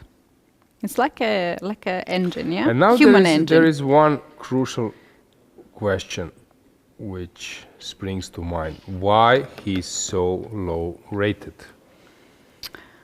Yeah, that's a big issue for. What would you say, Katie? What's your pick? Well, the thing is that Giga is not full-time chess player. He also has his like job that he's very much dedicated. His business, small business. He's very talented, and unfortunately, players like him has to be recognized earlier, I think, by the federation, by some sponsor to boost him, because he's very talented, but he has never had a chance to work with great coaches, let's say. And the guy is a pure talent. It's just amazing player. And how is he doing in Blitz? He must be like a. He's a monster. fascinating- He beat Magnus Carlsen. Oh, where was it? A title, I think title Tuesday, and one even over the board games. And look at, they're just blitzing out. But I have to double check if he won against Magnus Carlsen, because it might be another Georgian. Panchlaya won against Magnus Carlsen. Totally winning position.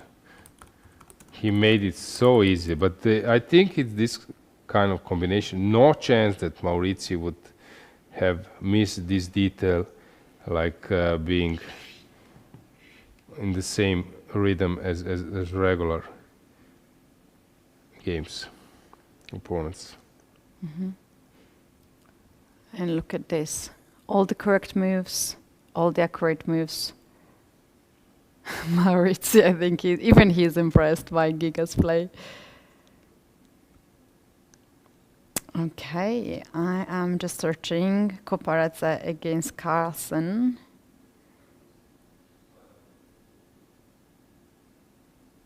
Even this game is live streamed.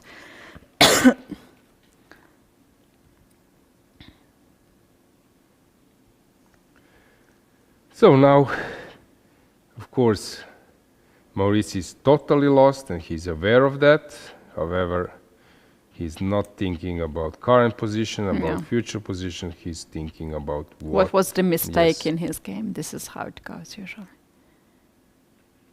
And Giga is not giving him a chance to even think about the mistakes, yeah? And he's also blitzing out the moves. Oh, It's wow. crazy to make 2600 player just look so silly. Oh my goodness, queen e5 now, he wants to checkmate. Rook f6. Oh no, Maurice is just totally disgusted by his game. And the handshake, the game has ended. Crazy.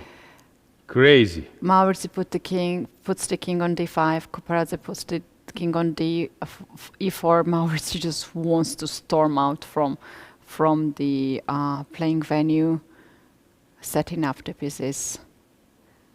Yeah, very nice manners by Maurice. He doesn't want to be now there. He knows there's a camera recording all these actions, but he's setting up the pieces.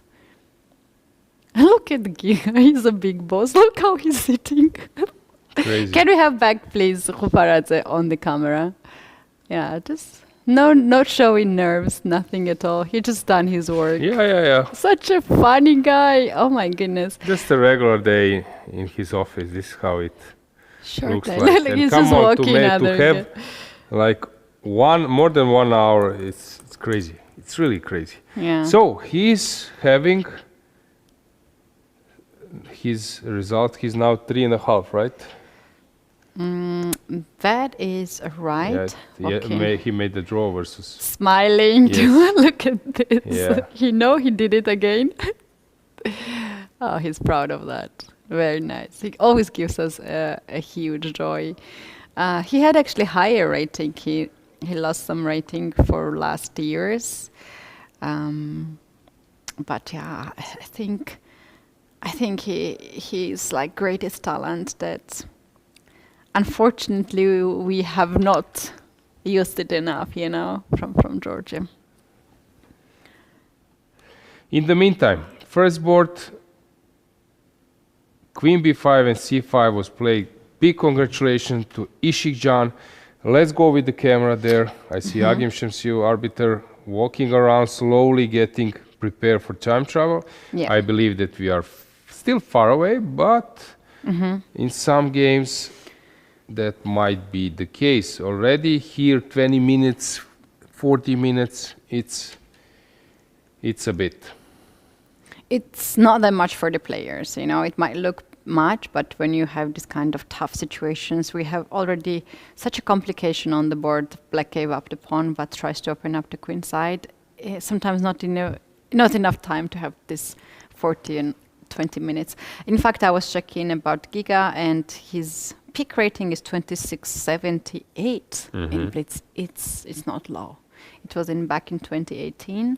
And his profile on FIDE clearly shows up that he enjoys to play rapid and blitz more than classical chess.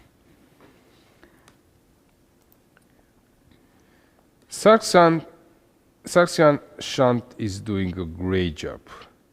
So in this game it was level, not really, and actually this concept once again I will try to emphasize it. Guys, when you don't know what to do in the middle game or just right after the opening, you should exchange your opponent's fianchetto bishop. It pays off at some stage, and this was the case here. Without that bishop, white's king is much more vulnerable, and that's why white went for this queen's exchange. However, penetrating over the c-file is not something which white had in his mind. He's trying to defend, but he's sort of on the verge of defeat. Then we have Hovhannisyan, who is about to deliver a heavy blow. This looks totally lost for black. I would call this as a model scenario how not to play, since it looks so bad. King still in the center, stuck. Rooks on the file of opponent. All the pieces are active. This h4 pawn is a weakness.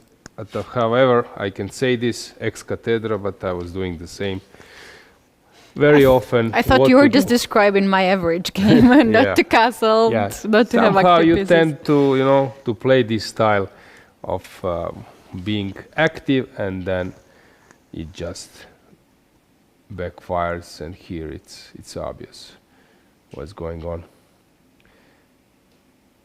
How about Italian encounter? Yeah, we have to check it out. So Brunello seems to be doing very well. However, Lorenzo is just playing much faster. So what's the case there?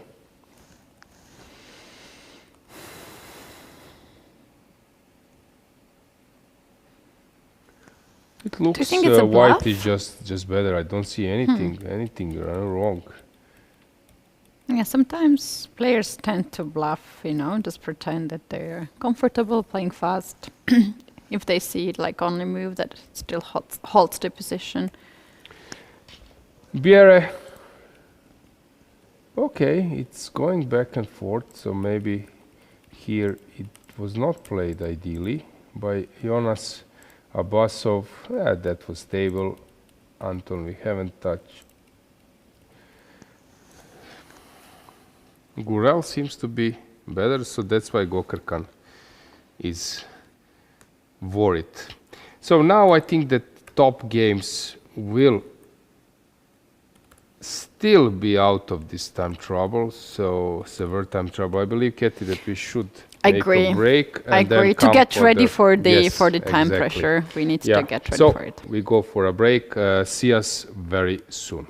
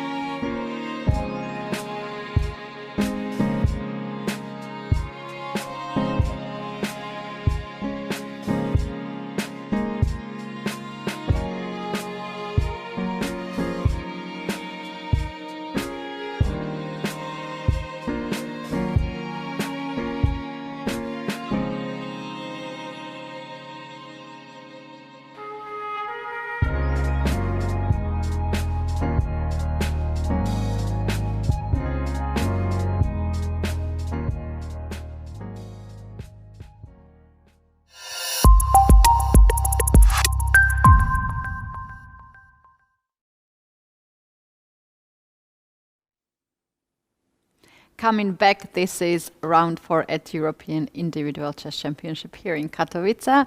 And we have reached the moment of the time pressure on almost every game.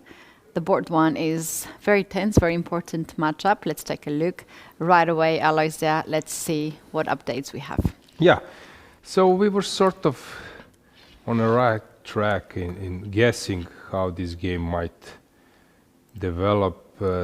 So you mentioned this Queen B5 motif, Katie, which was timely played with the point of C5, and yeah, you know, it's this concept. It looks ordinary, maybe for chess players of your and higher level, but it's sometimes not easy to find them. So C5 allows B5, so that's why this Queen B5 stopping pawns from moving, it's important, and came this C5. So if now we would get queens off the board, then probably black would be more or less fine, but here white is hoping that he might launch the attack. Since if queen enters the battle, it will be very tough for black to defend. However, it's not so simple. So if you take on C5, probably just takes, BC5, and yeah, black is just having a splendid position. So maybe this is just a dream to attack on the king side. Maybe it's already a moment that black, that white sort of seals the game into drawish territory, and you see this B6, Queen B5, C5. These are the moves which actually divides players of some average caliber to grandmasters. Mm-hmm. Another thing is that he plays this opening. He goes this Queen A6. If you don't know the theory, if you haven't analyzed, you will not figure it out yourself, right? So when you have this kind of position, and if you're playing this line often, you know more or less the ideas, and it seems like black is very confident. I was in the playing venue, and I had a feeling that Ishik-chan was just very confident, very comfortable. He knows that he has everything under control. I would not say that Edin Sleimanli is stressed or anything. Perhaps he also knows that everything is under control here, and they both just hold this position perfectly fine. I'm really impressed how black here managed to just to figure it out all the issues and solve all the problems. Yeah, the thing is, white was sitting on 0.6, 0.7, which is some kind of tangible advantage, but you cannot expect of Aydin Sleimanli to play on 2800 level. So maybe some players like Caruana, like Carlsen would have managed to pose bigger problems, but for a regular grandmaster or 2650 grandmaster, it was a normal game. Yeah, when you were mentioning this super grandmasters, often their name also plays a huge role, right? Yes, exactly. The opponents are playing against Magnus Carlsen or Fabiano Caruana. You know, the names are so important in chess. Yeah, although I would love to just to say the difference, how tough is to keep the game going, how tough is to keep the advantage going. Sometimes it's only one peculiar way, so it's hard to raise your game to that level that you can navigate through all those details and then keep the advantage. So if you check the game how it went, so around 92 and b6 he was 0.5, so maybe this knight g5 would have been slightly better choice, picked up by Fabi and maybe Magnus. So knight f4, nothing to condemn, a normal move. Knight h5, so I would say that he's not making mistakes, but he's not making, like as I said, super tough deep moves, which is something which all people are doing and only bear. top grandmasters could avoid. How about Shant? Is he the first one who will clinch The victory a on the win? first Yeah, on the top boards. Yeah. Might be. He's very confident in his position. His rook is so active on the second rank, another rook on the seventh rank. White has this issue on the back rank, right? So some move like rook to e1 with the idea of rook c to c1 already wins the piece. Now it's all about the calculation. Should black start to play rook to c1 first to give up the 7 pawn? What is the most precise way to win in here? Yeah, the problem for black is that the king is a bit shaky on 7th rank on f7. So he needs to find a way where to hide it. So it's not so obvious how to do it. It's -2 according to the engine. However, for human, it's about it's about that you have a feeling there might be a winning sequence. I need to calculate 7, 8, 9 moves, go for it, bring my rook down, and exploit the pin.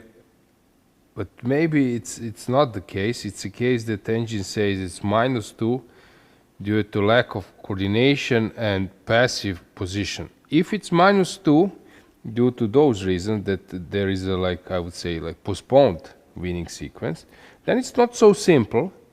Then you need to figure it out yourself that I don't have a killer blow. I need to improve my position, which is not something, anyone could do. Let's say that I play something like ridiculously, that I play h6. So that means that I'm losing a big part of my advantage. Okay, I'm still better, but I'm not winning. So that means that there should be a move. This allows rook s7, so I should start with rook e1. And now what's going on here? Let me show some line here.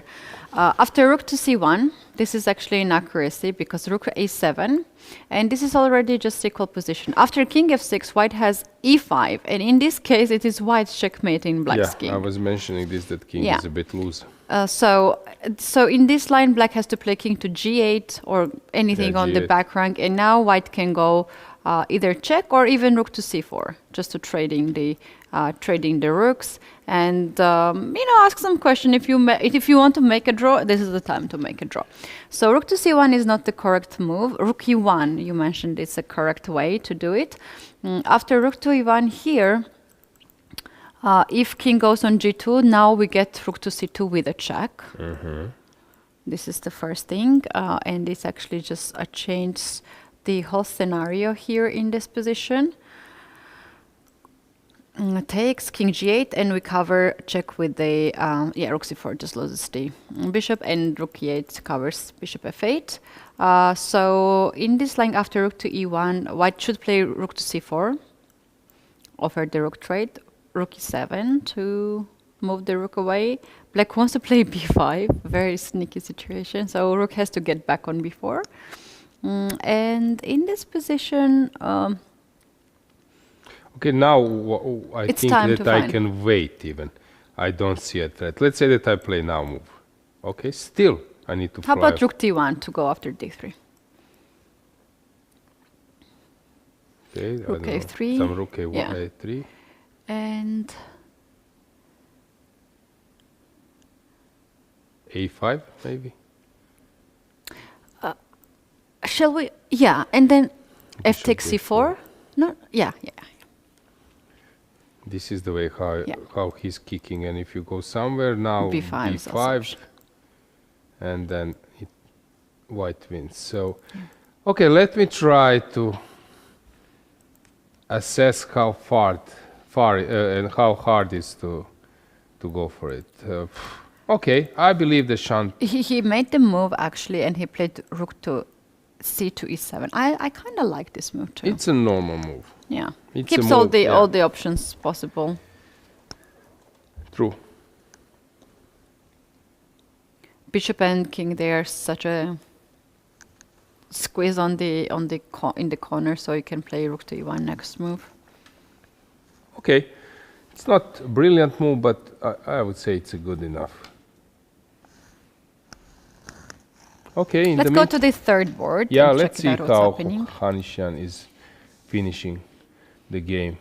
So he's pawn up. Black's king is weak. However, he needs to find the winning sequence, and it seems that he's on the right way to do so.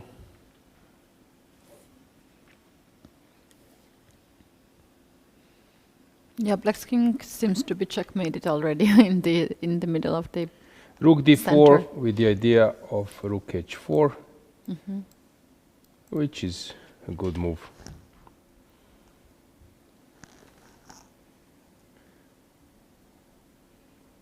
Yeah, rook goes to h4, and this seems to be enough. So another result. So Hanishan is about to win this game. Lodici versus Brunello. Brunello is really long time. However, he's having a better position. This bishop is locked. This is typical position where some side is having some pressure due to the better pawn structure.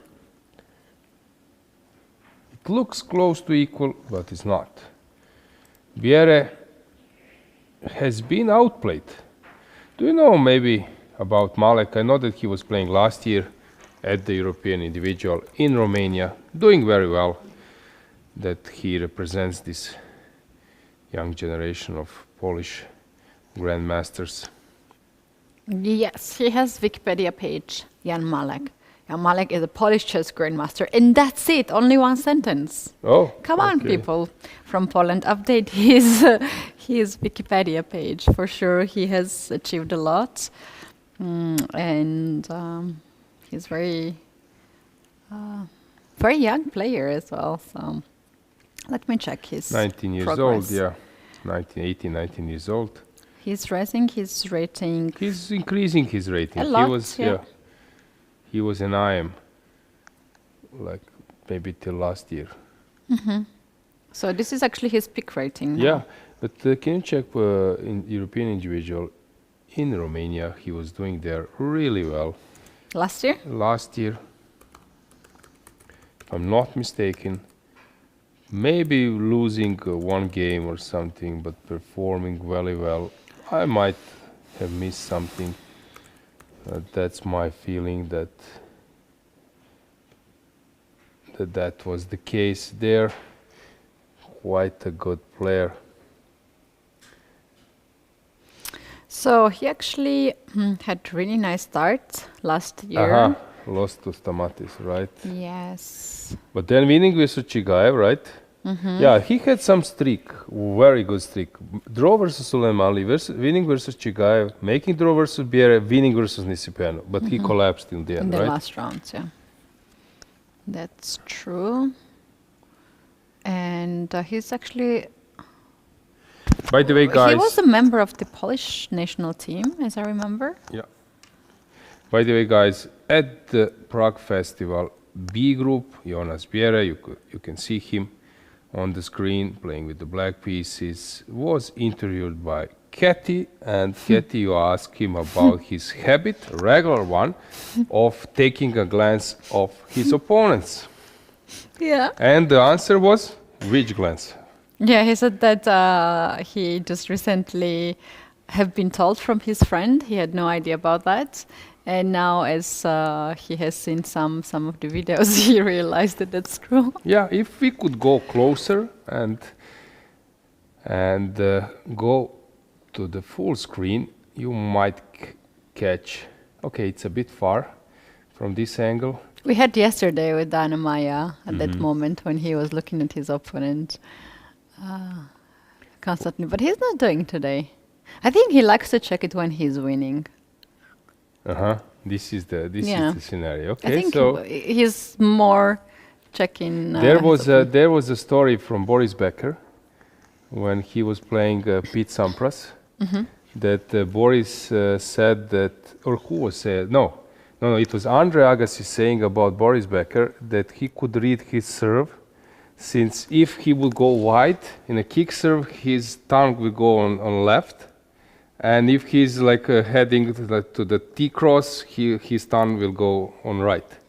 And then he said the biggest issue was not to exploit it so often, so that he gets this feedback. So he was sort of, like making some bad returns and waiting for that moment, which is crucial to read his serve. So I'm joking here. You might, read a little bit from his body language when he's doing winning. this. What that my problems might coming to your position. Yeah, I know that a lot of sports, they are just watching the videos and seeing the strategies of other players and checking all these little things there and here. But chess players are so good poker face people, right? They like to be very reserved, not to show too much of the emotions or not to give too much of the signs or to give the wrong signs sometimes to the opponents.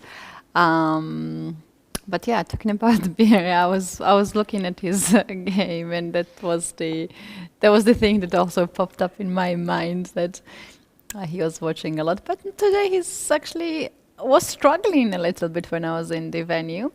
Another player that we were looking at is Gurel Ildis against Gökhan Can. Let's take a look at that. Very interesting game. Two Turkish players. It is always more than just a match when two people from same federation are fighting for the result. Seems like engine really favors here black, and it was a bit of mysterious here we were moment. not certain. So rook d7 was probably the move, right? Yeah, rook d7 has happened. Then black. No, played. rook d7 was not played. It didn't happen. Yeah. So, but rook d7 was the move here. Somehow it was not played. So the reason is that probably knight e5, discovered attack, pawn takes, rook c5 is the point. So here after knight e5 you need to calculate a lot of things. Probably this is the move. If you take now, there is rook b8 check, king goes down, king goes up, rook h8. Now this is a mess.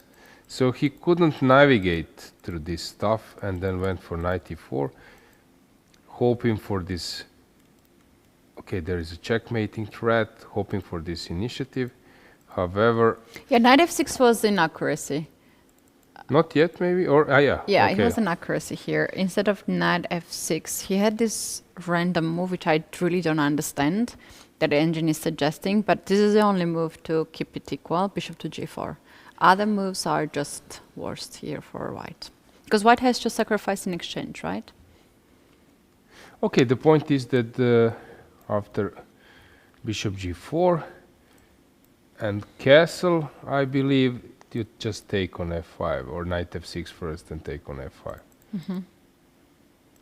So here he wanted to get this king to f8. However, now c5 is attacked and you need to lose the tempo.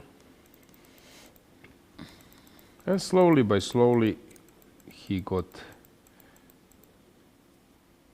outplayed.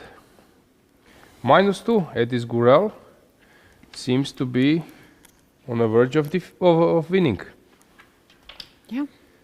How about Anton David Hiharo? He's always having things under control, unless when he's not. And it seems that he's lost.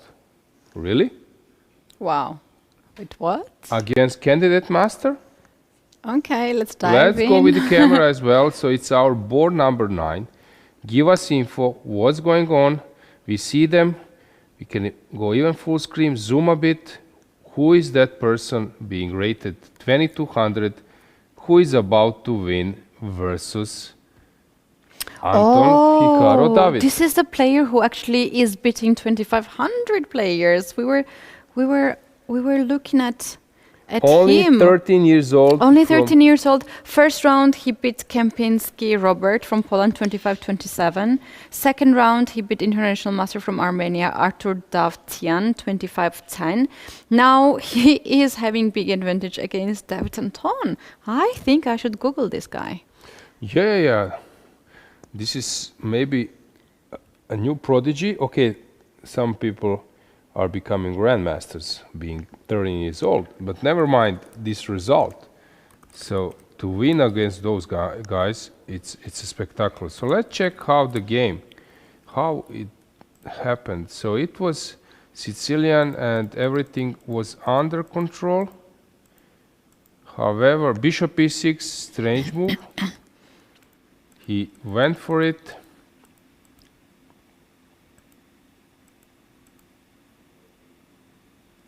Okay, but this is really strange and tough, the way how he has handled this position. Okay. Gave this a pawn to catch the bishop.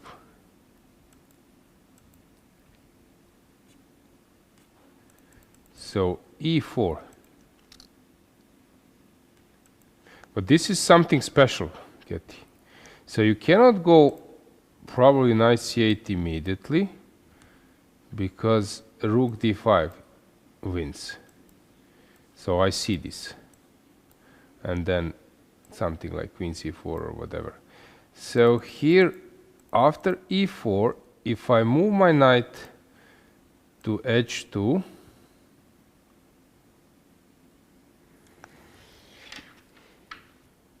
very strange. Is now e3 again?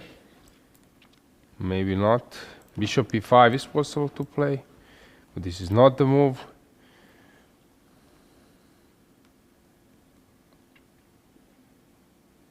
I'm trying to figure it out. Okay, maybe some queen. But this is so complicated, and he's handling this position in a great style, and then came this c4 mistake, e3, and king is weak. It will be very interesting to see how he will convert. Wow. Crazy. Just looking at his profile in internet, there's not much of the information, unfortunately, as it is always in like we need a little bit more database about the players.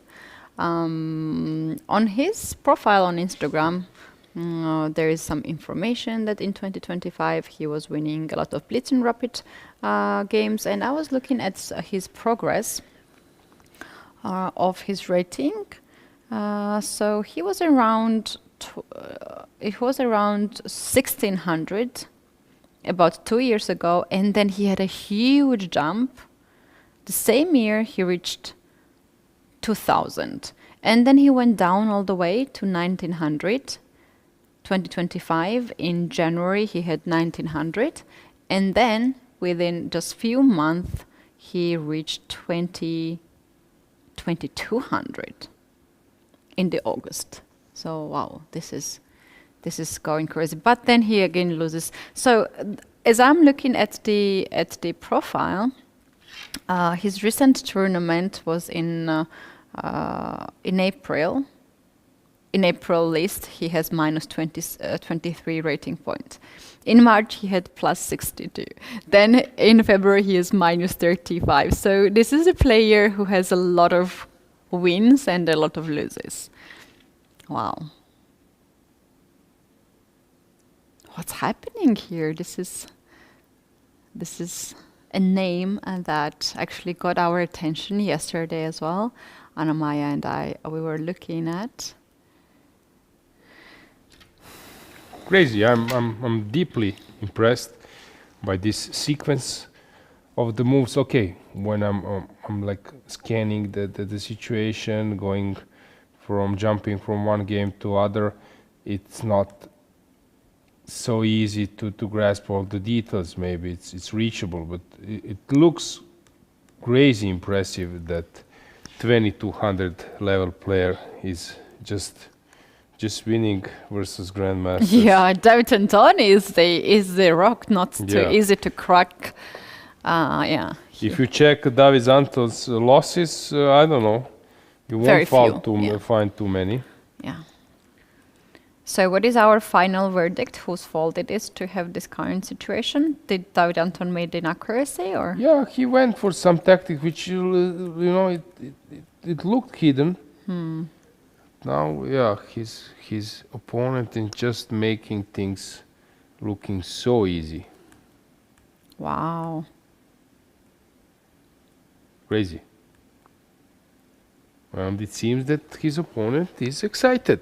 I would be Yeah. excited as well. But in the in this position, the bishop on a7 is hanging, right? Have we analyzed it a little bit? Sorry, I was just searching. Yeah, a bit I did, but I'm trying now to find. C5 is the move, right? To play. Is there anything else? Knight b5 is another move. Yeah, but now when you dig a little bit deeper, you realize that how this position is bad. That the queen, if knight goes to this side, queens go to g3. So it's quite tough. When And queen if I goes to guard g3. rook e2? Bishop e5 is the Yeah. problem. Yeah. Oh, dark squares. Oh, no. That's not good. This a3 was perfectly timed. Wow. So if c5? Again, queen g3? Yeah. Oh my goodness, that's a horrible situation for David Anton. I think that David Anton, hang on, who was struggling last year in the event? I think it was. I think I found solution for him. Ha! I found the line. Yeah. Okay. Which 0. Okay, c5 in this position. Okay. Queen g3. Okay. Bishop. So hang on, just queen c5 you take. Okay. So queen g3. Bishop b8. No. What do you play? Hang on. What do you play? You go knight is. What do you play after queen c5? Rook c2. Rook No. c2, yes. Yeah, rook rook c2 c2 or bishop b8 also. Okay. just So queen g3. Bishop b8, only move here. Bishop Yeah. b8. This is the only move, because otherwise bishop. Queen b8, Okay. knight e6.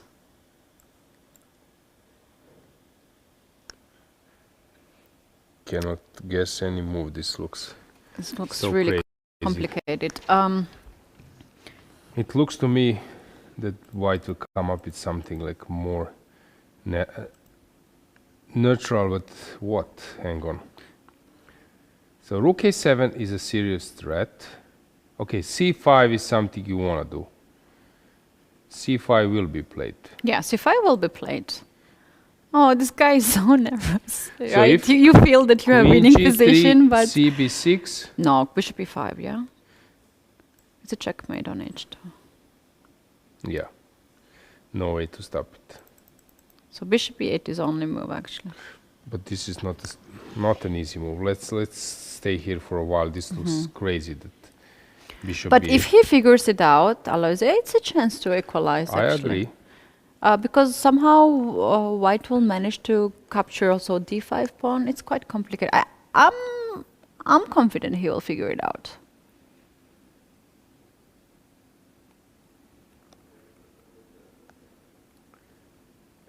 Wow. At the what a same game. time, e2 Rizaga at the board next. Okay, What, we he's have a going? move.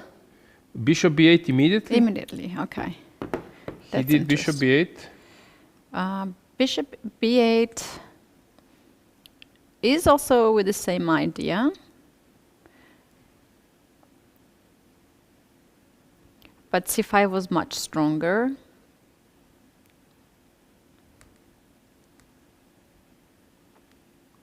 Let me figure it out. No, it's fine. Queen to b8 now. Knight e6. Rook moves away. Rook d5. Rook takes c5. And pawn takes d5. And yes, black has better position, but it's not desperate for white.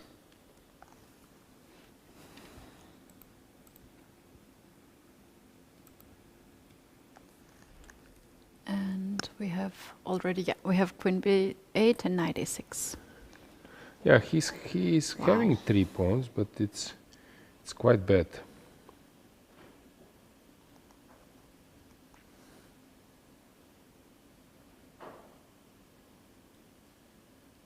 Yeah, he decided to keep the pawn on c4, so then he can take on d5 and to cement his knight on e6.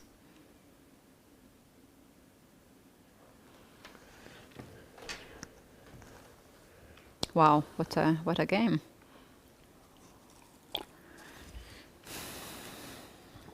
So what will be his performance? Oof. Crazy. Check. 3,000. Yeah, more. More I 4,000. always did 3,000, right? Where is his performance? There is no performance yet. He's now at this point 102 rating plus. No, come on. It's crazy. This is crazy. It's crazy. My goodness.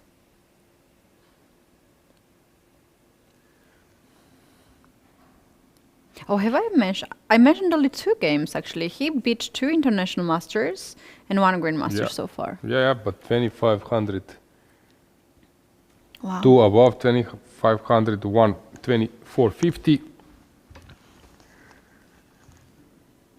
Wow, we might just witness in another superstar. How about Iturizaga? He's trying to penetrate here, but it seems that Samir is resisting.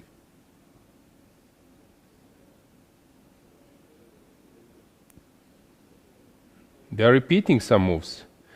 Is there some move repetition? Let's go full screen.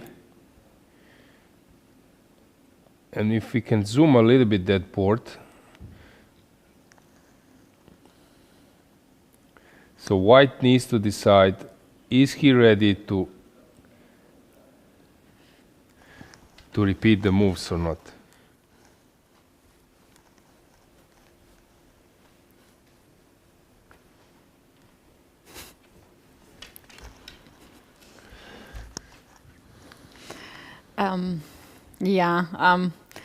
I'm sorry, but I don't find this game as interesting as the other game is. I agree, but I'm curious to see because Samir, he's just chasing his last GM norm, and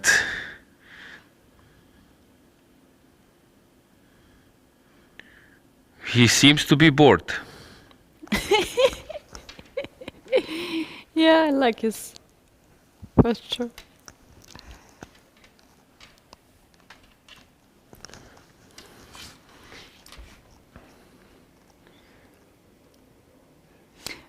The game on the 3rd board has been ended and Robert Havanesian converted. Oh. His game quite nicely. Nijat Abbasov made a draw with black pieces. Games are slowly ending. Oh, Nemes blundered in the end against Santos Lasata, Jaime. And I think we should get back to David Anton's game, which is just next to it. Have they made a move? No, Itu is thinking, and he Board doesn't now. want to make a draw. He's playing for a win. Bishop goes to c2. So, winning attempt. You mentioned Anton David. Black is still 96 thinking. has been played, and he is thinking. Ivanchuk was worse. How is the situation? Gumulars won versus Lavrencic, so Gumulars is in a good shape. We should go back to the first board because it's a lot of changes. We have currently this position knight to d4 check.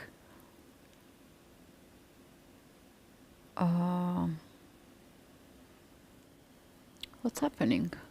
You have to capture it right on d4. There's no other option because otherwise I'll take on f3 and e5. That will be lost. So take on d4, take on d4. King, where? f1, e1. Okay, but it looks that it should end up in a draw. It should end up in a draw, but black still has this d5 pawn, which is much stronger at this moment compared to the Yeah, h4. but He'll push. I'm not sure, since knight on f4 is beautifully placed, white has these options of pushing his g-pawn. When black start to push his d-pawn, get him out of the chain, white king is ready to come in front. Ooh. Second same board, time? Sargsyan against Moroni. We do have some changes here. So Moroni survived? Not yet. The bar is equal. It's complicated, right? This e5 pawn, d5 pawn. Bishop a5 locked the rook on a6, but... Rook a6, not an easy move.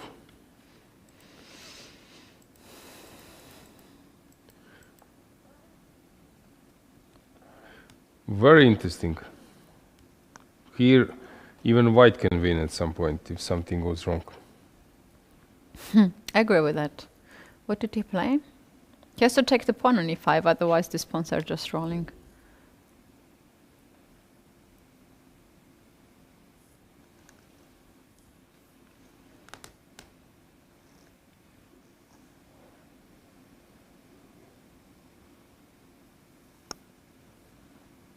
So what do you do?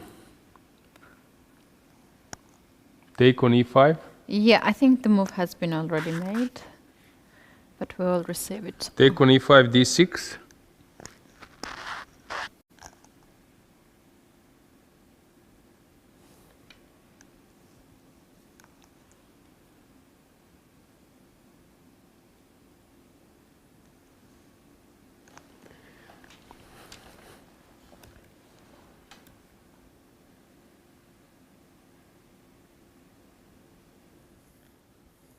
Okay, yeah. Rook d7? Rook c7. Okay. This is the concept, king goes to e6. Yeah, rook c7 is on the board. Rook d7, rook c7. Something like that. King e6, rook a7.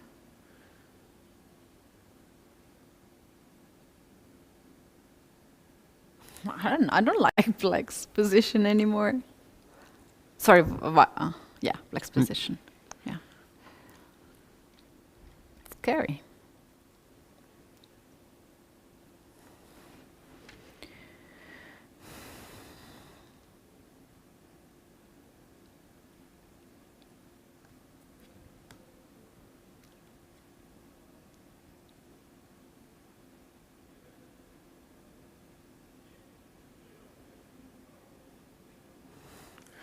So what did he do? King e6 was played. Okay, he's still thinking to take on a7. I like this angle. We can even go full screen because it will be visible what's going on. Yes.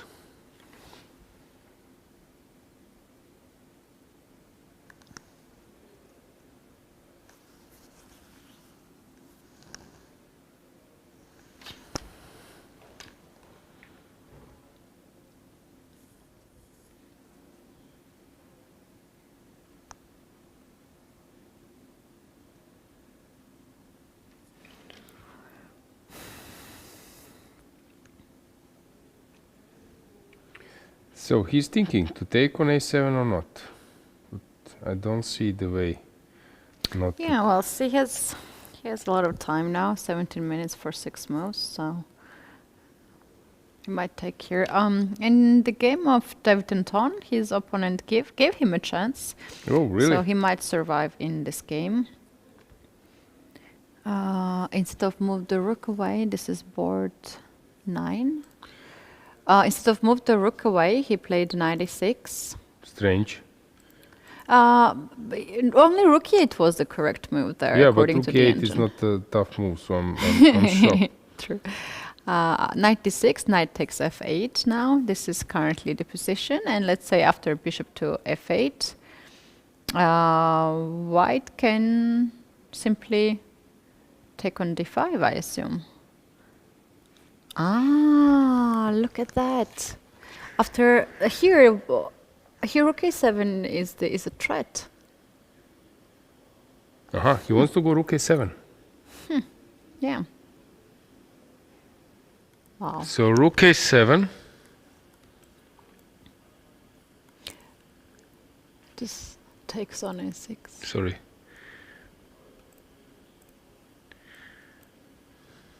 Taking here Takes. doesn't work, so maybe some knight d7 or something. Yeah, knight d7 is only move. Rook d7.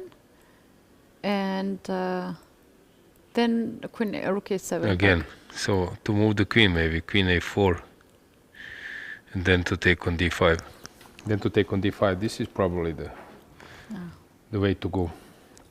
It's a good chance for David Anton to survive here.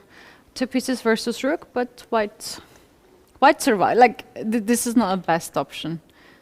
It's So crazy, far. this rook a7 idea. It's not something which is so easy to spot. So he took with the bishop, which is also a good option. Yeah. And he's hoping that when you take on d5, this blockade will give him winning chances. How is Martirosyan? We haven't expected this game to last too long. Okay, Martirosyan is sort of winning, and Vasily Ivanchuk is worse, but he's moving on. Lagarde won versus Paichadze. Yachim, you mentioned, lost. Yeah, if you set the final position of Take a look of this position. we were seeing this one, yeah, earlier. Yes, Botvinnik line. Darda in time trouble. He's winning, but he needs to find a winning move. So what's the winning move here?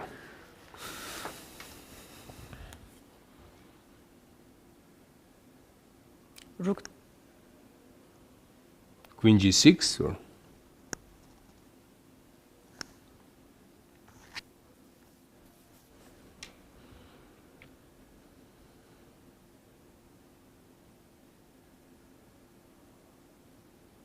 Queen d6, knight c1.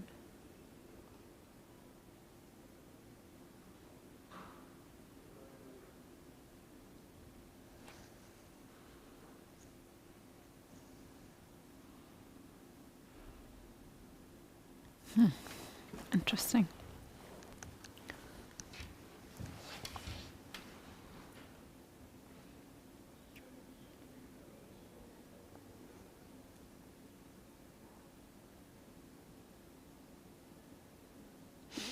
Ah, yeah, queen g6, knight e to c1, and knight d5. Okay, yep. And black, and then knight f4. Yeah, that's the line.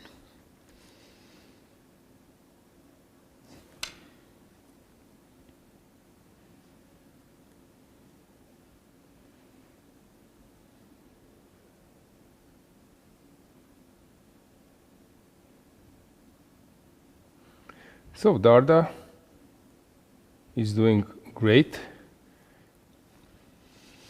So knight c1. So how about knight c1? You mentioned, what did you say? Knight d5. Knight d5. Yes. Good. For And then Darda, knight f4. Ilinka Royston seems to be worse. And severe type trouble. Oh, rook h1. But it looks Where like this rook goes. There is some kind of attack, or knight h6, rook g4. maybe this is the concept.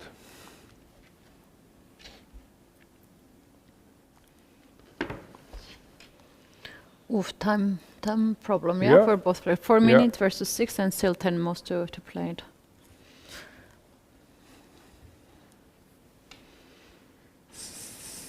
Sahidi, the game is still on. So let's try to dig here what's going on.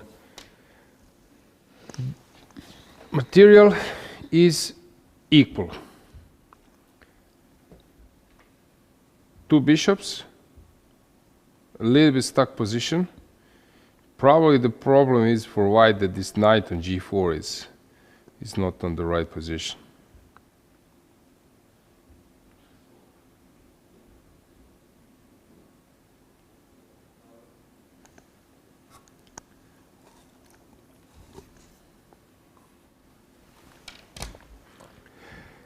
So what are the normal moves? If I take on a3, still haven't changed much. Maybe this is the issue. Or queen g. So here, this is kind of threat. So maybe after this, I should come with my queen to control the square. I don't know, like queen c8 or something. So usually when you spot your opponent's idea, you can find the move. So queen c8 would be my move here.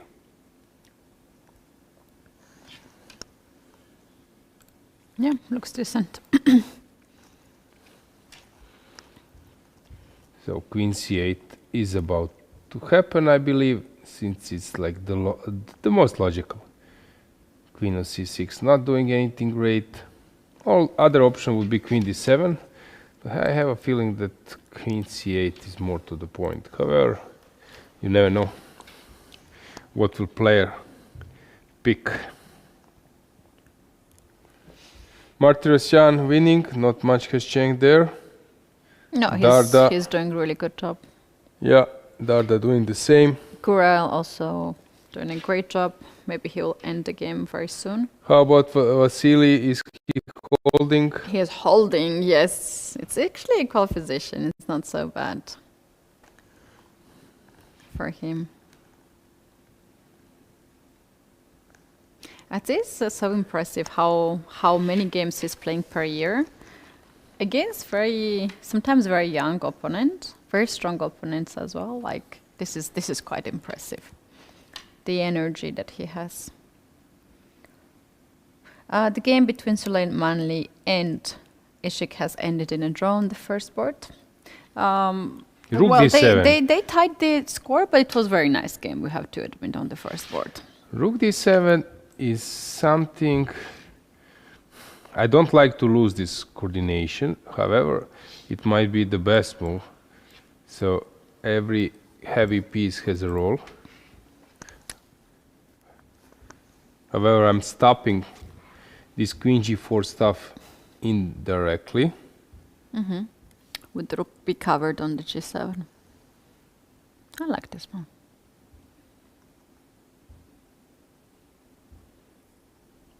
Tense moments.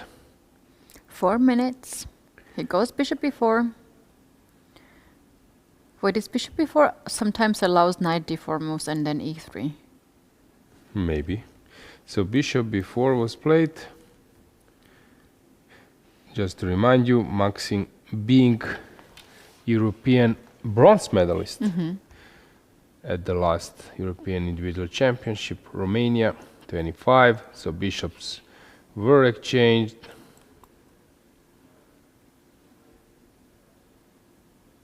I like this position for black because now bishop is gone.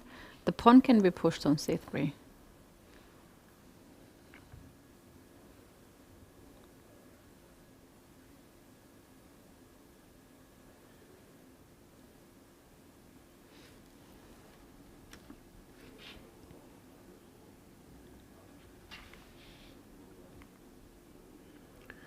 Okay, so what would be the plan now for Maxim?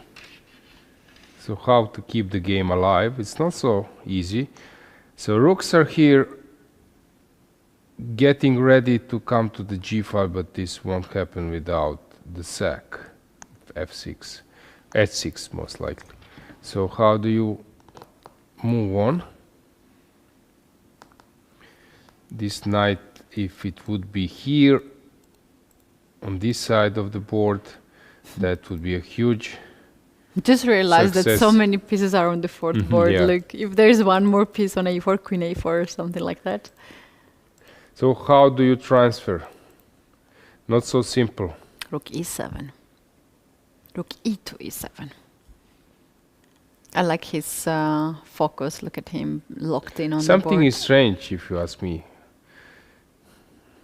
I don't like this coordination, and I'm not surprised that Engine is saying that something has changed. He's overprotecting the seventh rank.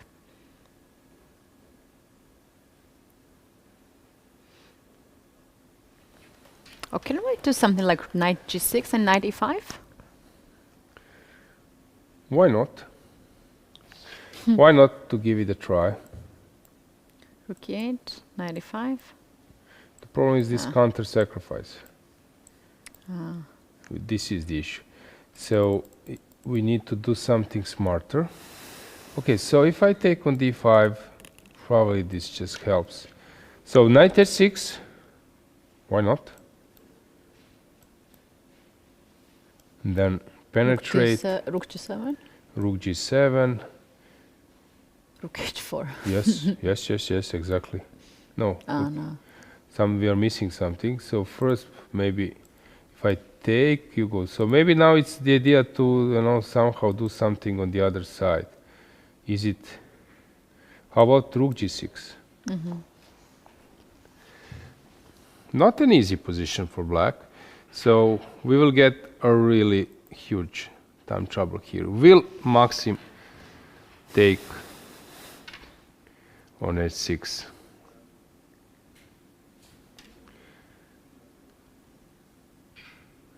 Although something is wrong with black's coordination. This rook e7. In the meantime, anything decisive somewhere else? Oh, there are a lot of games like Kurel, for instance. He's winning, and the advantage is huge. The game of Deventon, still quite complicated. Black is still trying to set up the same trap.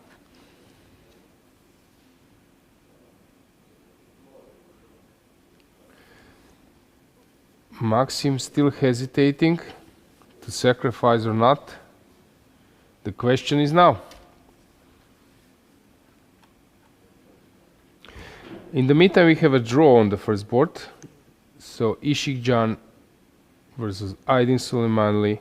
It ended up in a draw, which is a reasonable and a normal result out of that game. Kudos for both players, especially for Ishik being able to get out of the problems there in a smooth way is something. Oh yeah, he did quite convincingly.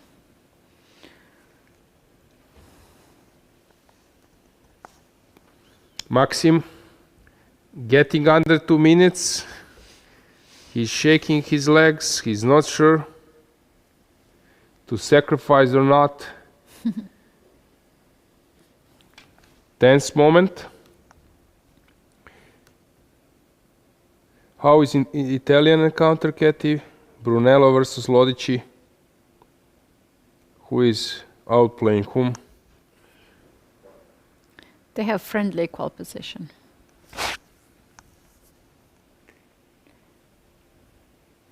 How about Edis Gurel? He's winning. Okay. That was expected, sort of. Maxim still thinking. Less than 1 minute on the clock. We can go full screen. You might see the clock as well. Ah, no, he made the move. Sorry, my bad. He made the move, and that was not the sec. It Knight was H2. knight h2 move. Understandable, but probably won't take him to a desired outcome. What is the idea? To allow rook g4? Rook g6 and then knight g4. That takes a lot of time. c3 can be played here. No, it's not played. Bishop to f7.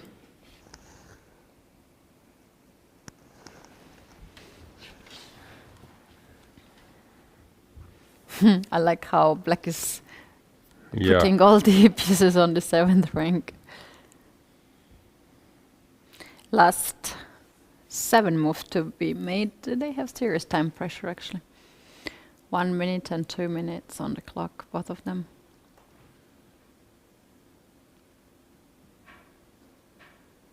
And this is kind of position that after 40 moves it might be just over, Yeah. you know.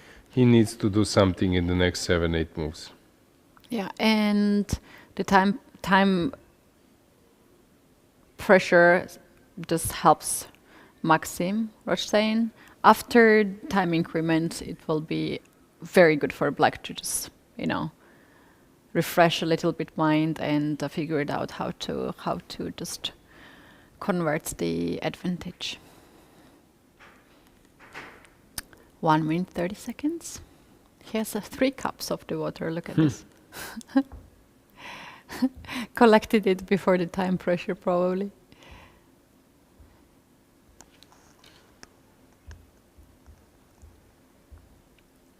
Can we go full screen? Full screen to catch the clock as well. And Knight knight G6. G6 has been played. Okay. That's a very nice move. I like it. If you take this knight G6, then pawn goes on G6, and then knight G4, knight H6 will be even stronger. So maybe rook E8 is the move.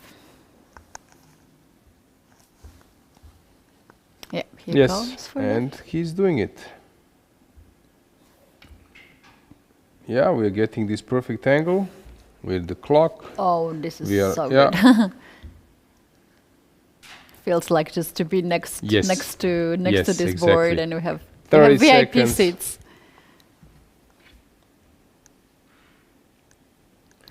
And 2.5 minutes for black. This luxury of having a chance to think it's something which is quite important for one of the sides.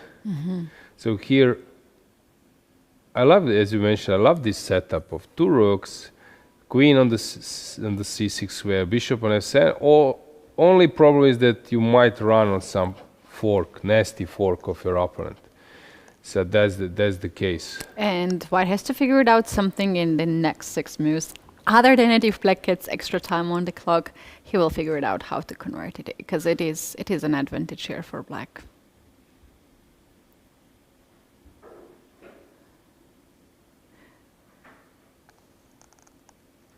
Rook to f4, with the idea to have knight g4 next move. Black has to push c3. Would you push c3 here, or would you just make some random Okay, moves to get c3 is times? something you also want to do, since then you see that you can enter with your knight to d2. Yes, Katie, you were right. He's going c3 for is, it. is desirable. So, Can we go all the way c2 next move and c1? How Okay. white is stopping? that's a good question. I don't see how white will create a chance. There is nothing to sack. How to do it? How to keep the game sort of going? Where to sacrifice? What to do? I really don't see. Yeah, Linka is very strong, even Sokolov's pupil. So knight g4 preparing a sack at least. This is the way to go.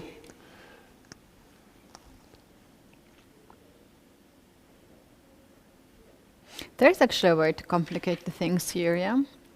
So knight g4, and with the idea to take knight f6 and queen g4 next move. Yeah, let's bring this angle. Somehow we lost it. At the crucial moment, yeah, we can go full screen. Knight g4 is on the board.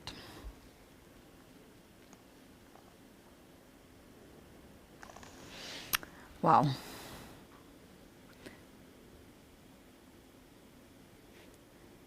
This is really tense. Very, very tense game. What should black do? c2, out goes c2, but it allows knight f6 and then queen g4, and that's exactly what white wants. Yep. we c2, have as it. you mentioned. Let's pick up a new queen.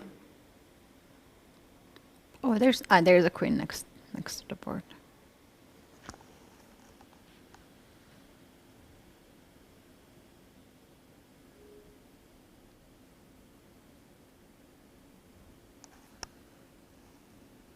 $20. This is the moment. He has to sacrifice knight f6. There's no any other moves. Oh, b5. he found a move. There is a move. But it is a good move. It is a fine move.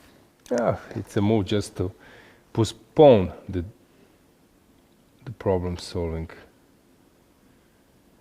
So queen c4, I believe, is about to happen to offer the queen exchange.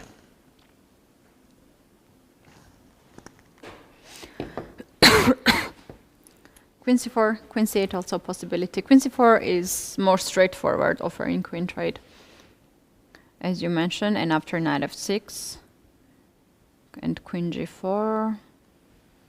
Yep, he's going for it.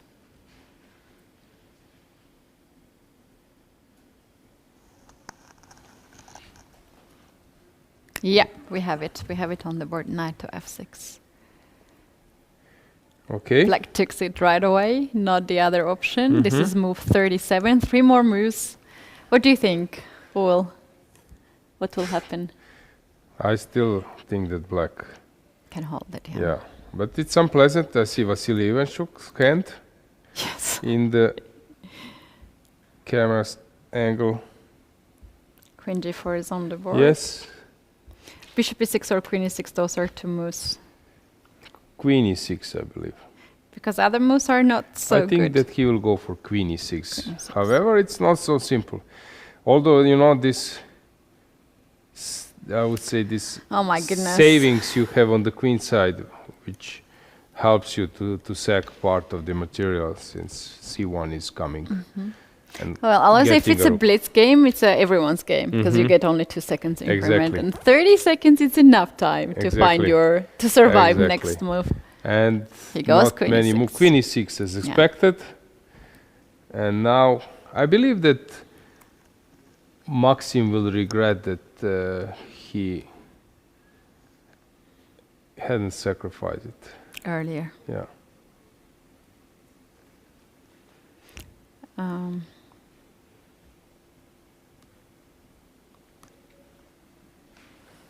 So queen e6, how to proceed? There, not much. Queen of the h4. options. Queen h4 that allows to take the knight. Yeah. Oh no, king to7 probably.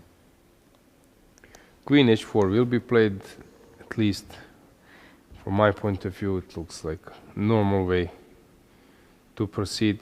But this is the move 4t, right?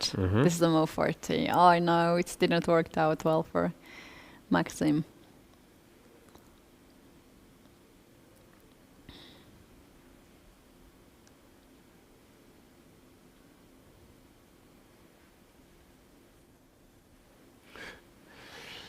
Ten seconds.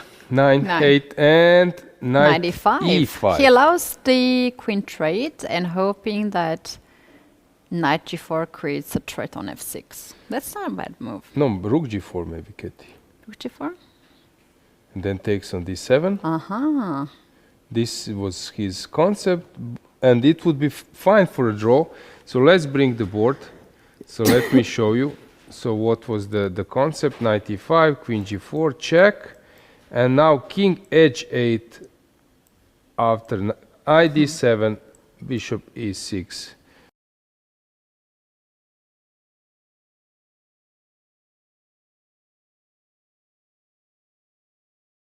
However, Bishop f3 is also a move. yeah, you're right. So this wins the spot after knight e5. He's just rechecking this, 20 seconds, last move. Taking the queen or not. And I think he will take the queen. He'll but take. Oh, king. Oh, king. Oh, he's not certain. Oh. Oh, what is what's happening? But King H. Those are both good moves. Yes.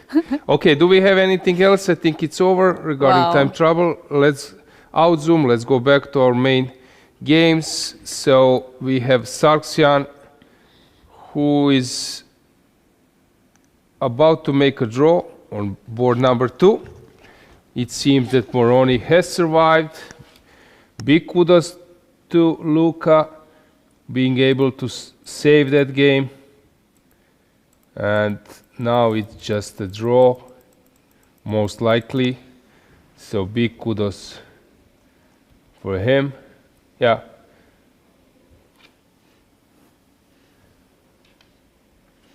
David Anton, he survived and he has extra 2 pawns actually. Really? So Lodici, it seems that Lorenzo is now better. Then we have Biere, who seems to be lost versus Malek. Iturizaga still moving back and forth, not much has changed. And you mentioned David Anton, how on earth this happened? So it looked that he is worse. His opponent went for this, Oh, okay. The pin. but bishop d6 was maybe calculated, however queen c8 and then with the check. So David Anton is just winning his game. Wow, very nice defense by him. Bishop to b8. Yeah, it's not Edis easy to Gurel find. has won the game. Here Marty Rosyan is totally winning, but the game goes on a bit. Ivanchuk made a draw.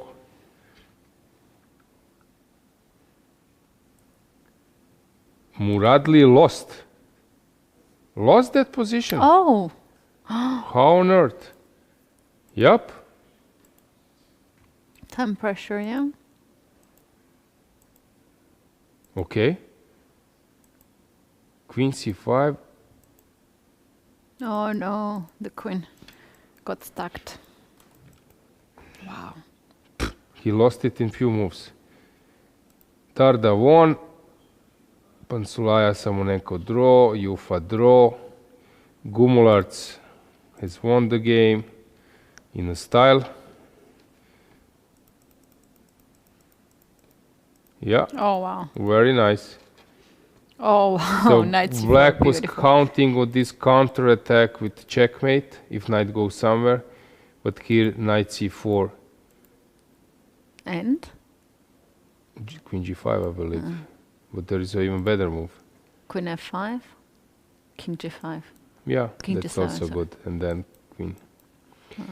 So Pichot made the draw, Levin made the draw versus Kazakuski. Finjak versus Blomqvist. Finjak is lost. Somehow after this challengers win, he's struggling a bit. Andersen draw, Henry Tudor making a draw. Palcher, he's a very good player. I'm not surprised that he's holding versus Sokolovsky. Gavrilescu won Kantor. Stavrula made the draw versus Šubelj. That's a good result. And some other games are still in progress. Vogel lost versus Dačuk. The game between Lodici Deak and made the draw. Shant has ended in a draw. Kovalenko is still pressing. Dochenko won. Devchenko still playing. So many things, Katy. So as you mentioned, this made the draw, and on top boards we have only board number 5, where Brunello is playing versus Lodici. I believe that it's a moment that we rest for a short break, since players will take some more time now. I agree with that. So let's go for a short break.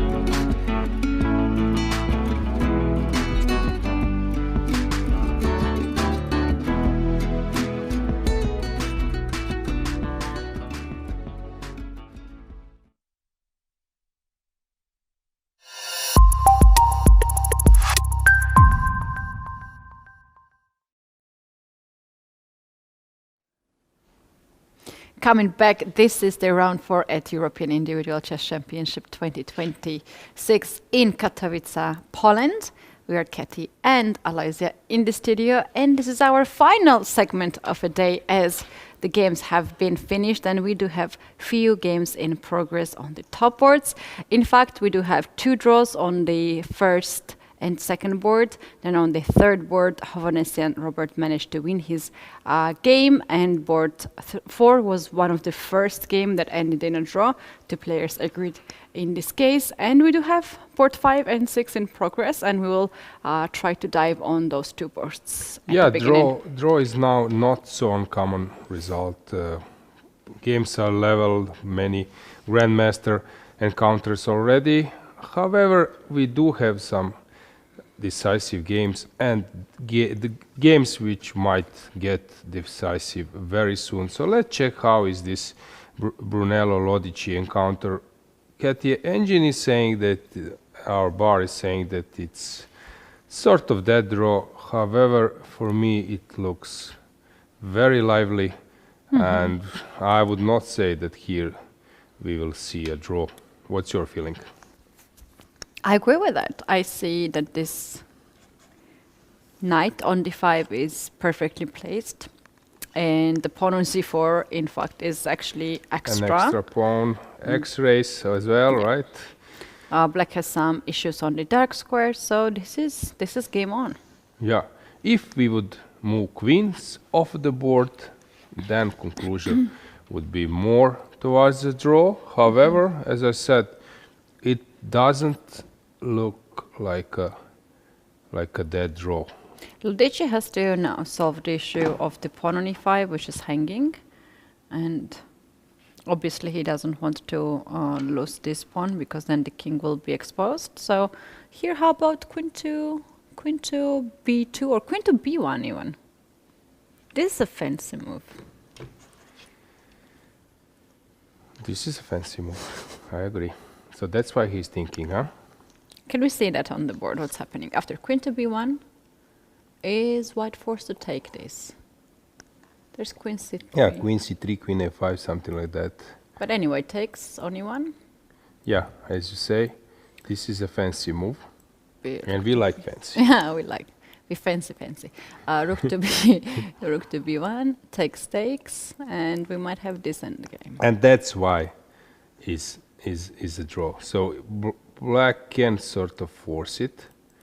So it's about him picking up where to go. So if I don't want to make a draw, this knight is out of play. Can I do something? Queen e5 is coming. Queen b2 is another option to keep at least rooks on the board. At least rooks. This is what I like more. With some idea of bishop e2.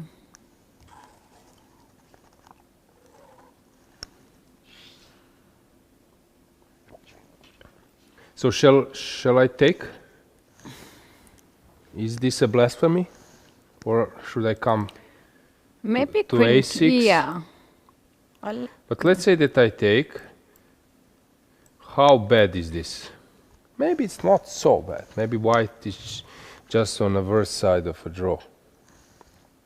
Maybe it's Because take on f5 and take on e5? Yeah, exactly. So c is coming, but in all those liquidations, if I sack a piece even later. So Katie, now I'm like more towards that situation that the game will steer to a draw. How about bishop e2 here? Even king g2 if nothing. Bishop d1. Oh, you think so? This is something? I don't believe that even this is changing the assessment so drastically.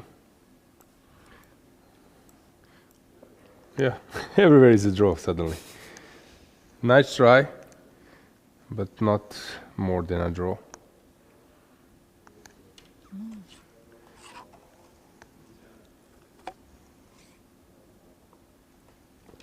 Yeah, I think he will go queen to b2.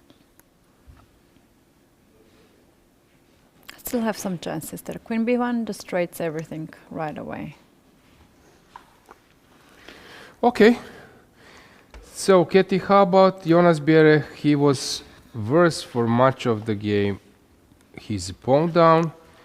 However, it's not so simple. It's not so bad for him anymore, right? Because this queen and the bishop just teamed up against b2 pawn. Yeah, maybe objectively speaking, this is just a draw. Okay, you need to do something super smart. Probably you need to be Tigran Petrosyan to come up with something. However, it won't be so simple for him. How about which game? Sahidi, Samir. I think Getty, this game will last forever. I agree with that. This is They- typical game I want to. They have a lot of pieces Yes. still on the board. Anton Hikaru is winning. He was on the verge of defeat. How about Ilinka Roštan? We were following that. It seems like a done deal. Game over. Finek is lost, which is... Okay, Blomqvist is a tough opponent. You know, I would say that being black versus Eric Blomqvist is probably top 5 bad pairings in this event. Really? Yeah, since you have 2460 player, the rating looks ridiculous if you are 2600 or 2550.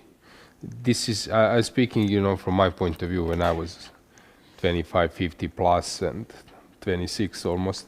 So you know that you need to win this kind of game somehow. So this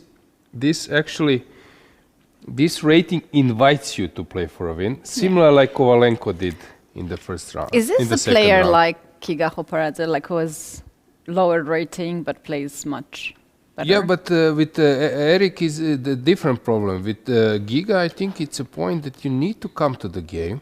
You need to, you know, overcome this psychological effect. But this guy, he plays regular chess, and he sometimes he knows all the theory, and he's there to play like main lines. So against him, picking up opening is more important than those psychological stuff. And I've seen so many players struggling with Eric. Since after the opening, he always has better positions. So this is actually analysis prior to the checking this game. Now I will try to confirm it by checking the move. So he plays like the all main lines, although not being a professional, if I'm not mistaken. Okay. So everything you see, f4, f5, he doesn't hesitate to push. Sacking a pawn of c3. You know, sometimes you have a feeling that you play versus Judith Polgar or I don't know. Okay, you see? Everything well played. Finding resources. Okay, now he started to drift. Okay, never mind. He managed to, you see, he managed to reroute his knight to gain some space, like a model way, and probably then some killer blow at some point. A model game. I cannot say that Finek did anything wrong, so he was outplayed. Exchange, sacrifice, collecting everything, and now he's totally winning. So against Eric Blomqvist, the problem is maybe, you know, some younger generations, they don't know him so well, they see rating.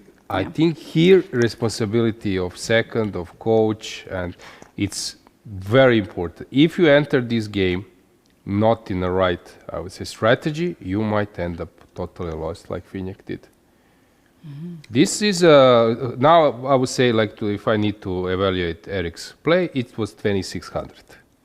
While his rating shows 2460. What does this mean? You need to take him, he plays somewhere something for 2300. That's why he has 2460. Somewhere he plays for 2600, and probably he has bad games somewhere else. Here's the thing, like in general, there is a huge issue of the rating. deflation, right? So, and they had to then introduce this new system for the youth players, at least to have higher ratings, so they will not take 40 points from people. So, just in general, it is very much visible that if you're not a youth player or the top player, your rating is 100 rating below than your strength. I agree, but regarding Eric, I think this is his realistic strength between 2460 and 2500. But if you don't know, if you enter a battle like you are playing someone, at the same time you have some old players of 2460, they don't know theory, but they are still good in maybe some end games, and you enter main lines and you challenge them there. With Eric, it's very important which kind of openings you will choose. Okay. I'm keeping in mind. Yeah. That's why that's why some people are more experienced and they are gaining more points and keeping their ratings because they can find which openings to choose. So, to make it really long story short, I'm not so surprised, and this is a huge achievement since we were following Prague Chess Festival. Finek was doing really great against much stronger opponents. Yes, he's amazing player. But of course, like when you're a youth player, you just need to be stable. You can have one great tournament, another shaky tournament. For him, this event can be a chance to qualify to the World Cup. Maybe if he's not going to fight for the title yet, because he's quite young. He's 16 years old. No, I think it's more. He's getting to 17, if I'm not mistaken. Or no? Maybe I'm wrong. Maybe 16, right? He became European youth champion under 14. That was in 2024. So he was under 14. He's 16. Yeah. He's 16.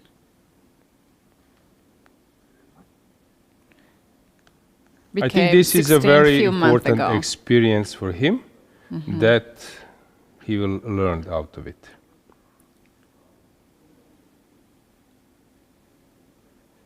Yeah, I had interviewed twice with him actually. Was quite impressive guy. I asked him because he also goes to school. I asked him how does it feel to go back at school after winning such a big tournament. And he said that he's not excited at all to get back at school in the studies. So yeah, for many players, the chess tournaments can be such a nice time, to escape this routine things to go to school and being engaged in many different classes. What was your favorite subject at school? Sports? Okay, I like a lot of things. Actually, I like even music, some concerts, but I'm so busy. I hated music. I hated my teacher in music. She was a really bad woman. How come? I don't know. I just didn't like her. Yeah, but I believe that chess is connected with music. Okay, chess is connected with other sports. I love music. I didn't like my music teacher. Yeah, but I want to say that there are a lot of players who are having this passion, this interest. I know that Aronyan Levon, you are very good friend with him. Yeah, he likes music. So, and he likes classical music. I would say, you know what actually surprised me always? You have chess players who are totally serious during events, individuals. And then comes closing ceremony of some team championship, Olympiad. And they are up to party, they are dancing. Some of them are even smoking. Yeah, and then you get surprised because you're not seeing them. Don't expose too much. Yeah, they are dancing, sometimes like a crazy, even some breakdance style. Yes, where it came from. Where it's coming They're from. letting the demons out. So if you want to meet players at their best, come to the closing ceremony, some huge events. Yeah. Unfortunately, I was not in Batumi during European teams. I needed to go. You missed a lot.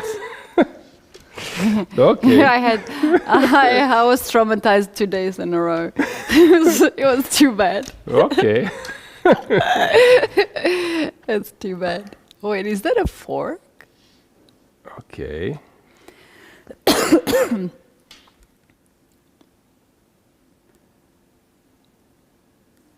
Where is white's rook? Ah, rook to b8, queen b8, 97. Ah, so he won a queen. Okay. Knight d7, king went to e7, so queen. Queen g7 probably. You take the rook.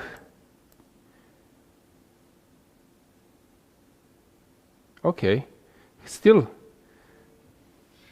time to calculate. This wins, everything wins here because this passer is a crucial one. However, he's trying to find this cleanest possible win.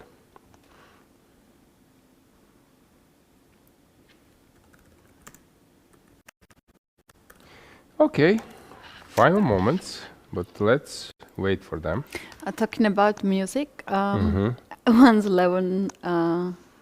Levon tricked me.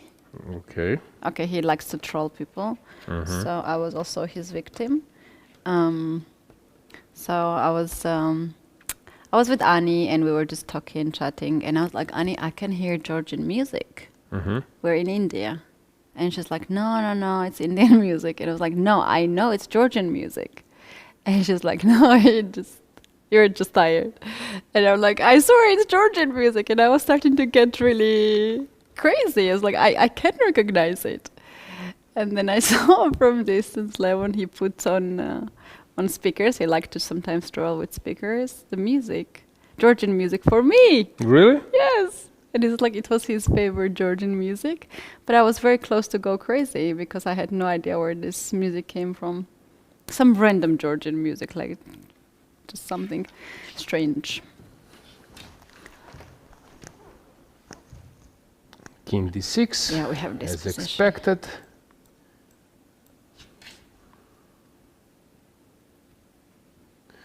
Knight takes queen. Rook takes. So will he play queen f6, collect all those guys? Will he take the a7 pawn? Will he push? No. Queen a7, saying that this should be enough. Now the problem for Finek, whatever you touch is bad. Rook somewhere, rooks somewhere else, everything is bad. However, there is one concept which was explained by Jonathan Robson in his books. I'm not sure is it Chess for Zebras or 7 Deadly Chess Sins. I think it was Chess for Zebras. Trend. So that means that you're totally winning. For example, you're +6 here. And you make a mistake and blunder something, and from +6 is +4. And you made a blunder, you realized made another blunder. Then. your opponent noticed this, and if you make another blunder, it's still winning +3, so +3 enough on a grandmaster professional level, maybe even in of course in a lower level, but trend is in opponent's favor. So here it's very important. This is drastically bad position, but if you are inside like a position to try to feed yourself, your fighting spirit with some small wins, while, for example, Alekhine also said this, that after you made 1 or 2 mistakes or inaccuracy, then third move should be like top move, since you might end up. Otherwise, it will be just. He was mentioning exactly this third move as an important one. So I was afraid when I blunder something, because you tend to relax after a tough game. And I said to myself, hang on, I'm giving him a trend, so let's motivate, let's focus. So let's say that I was doing this. You can only afford one to step, blunder one step before it might backfire. Yeah, I barely have that kind of issues because I don't really have often +6 games. It's the opposite. -6. I'm on the other side of the board actually usually, but yeah, it's so interesting, this small details and some observation. Unfortunately, we don't have scientific proof, or no one really studied all this, as a statistics.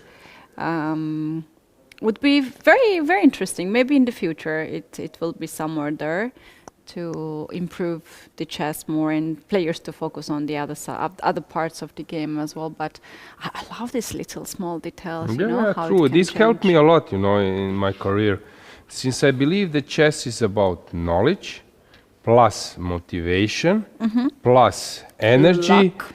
plus inspiration, since it's sort of like an art at some point.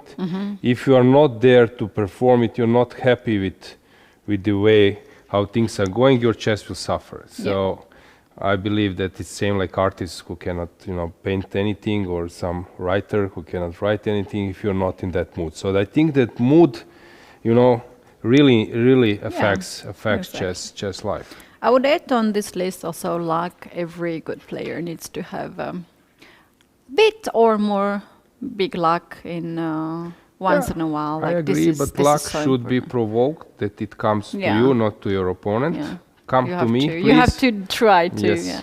And usually, when it comes, when you're fair. When you're fair to yourself, when you're fair to your practice, your training, your treatment of your life, your chess, and so on, usually then you are getting luck. Fair, like afraid. Fair in terms that, sort of you're not taking this, sidestep route, you're taking things hard sometimes, and then you get rewarded. You're taking sometimes risks, losing somewhere, but then winning somewhere else. Yeah. Okay, makes sense. So this actually is the point. Getting you out of your comfort zone and those kind of things. Yeah. For example, there is a coach, you admire him, but you're afraid to ask him to start working because you think there is no chance that he will say yes. And then you go out your comfort zone and you ask him, you get along, and suddenly he became your coach and helped you a lot, and you made improvement. And so you were sort of lucky that at some point you got this chance, but you were also like brave enough to use this chance. So you're not afraid to ask for things or risk for things, Yes. even if you lose. I it. think Yeah, this is quite important. Yeah, I agree. I have missed a lot of chances in my life not to ask the questions. Now I regret. I don't have chances anymore. But here, it totally changed. Yeah, like I would love to risk or do anything it takes, and then I will be like really proud, even if it's not working. So I'm not afraid. But it took me a lot of years. If I have if I can take my at least 10 years back and risk, I think it would be different. My friend Colin, he finished the academy, Actors Academy, and then he sent a letter to one actor, but not email. He found his address, sent a letter. Oh my God. I'm that. I would love that you give me some piece of advice. And out of that, they became friends. He became his mentor, and so on. Wow. Those kind of things, which is of course a huge step. You are sometimes not doing it. I think this for chess, it's very important. Yeah.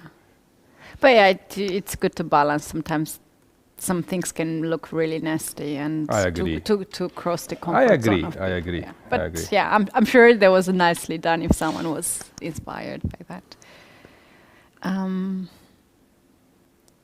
Also, I know many players who didn't improve since they were playing only tournaments that they're familiar with. So he goes to play this tournament in June, that tournament in August, since it's close. He knows the hotel is good.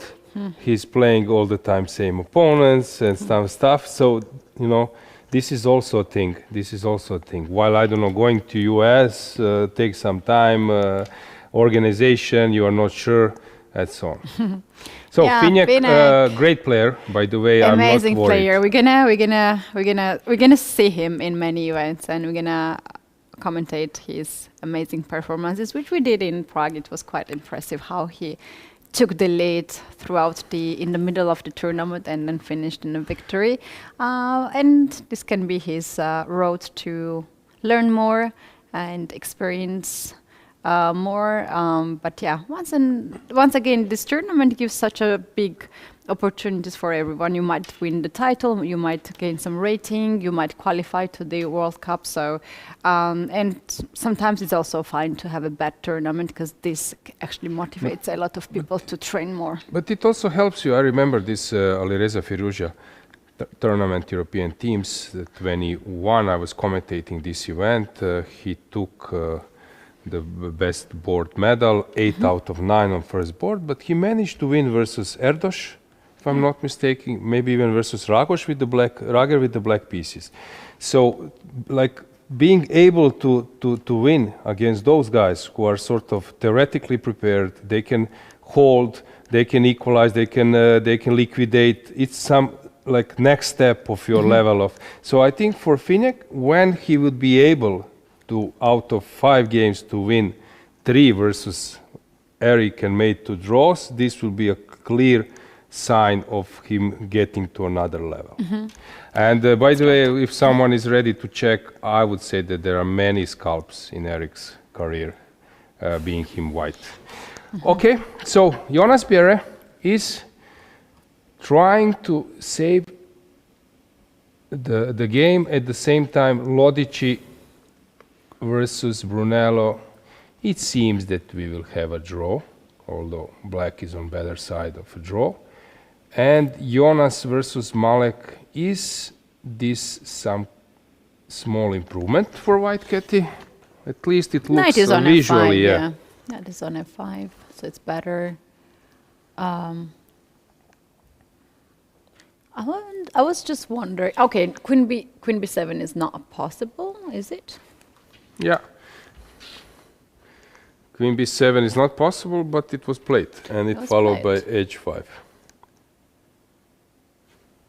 Wait, it is possible. I thought there was Queen to C4. It's just a long day for us. There's a Queen B3 move there. So H5 is a nice resource here for Bjerre. He wants to take the pawn on G4. And white can take the pawn on H5 because knight is hanging on F5.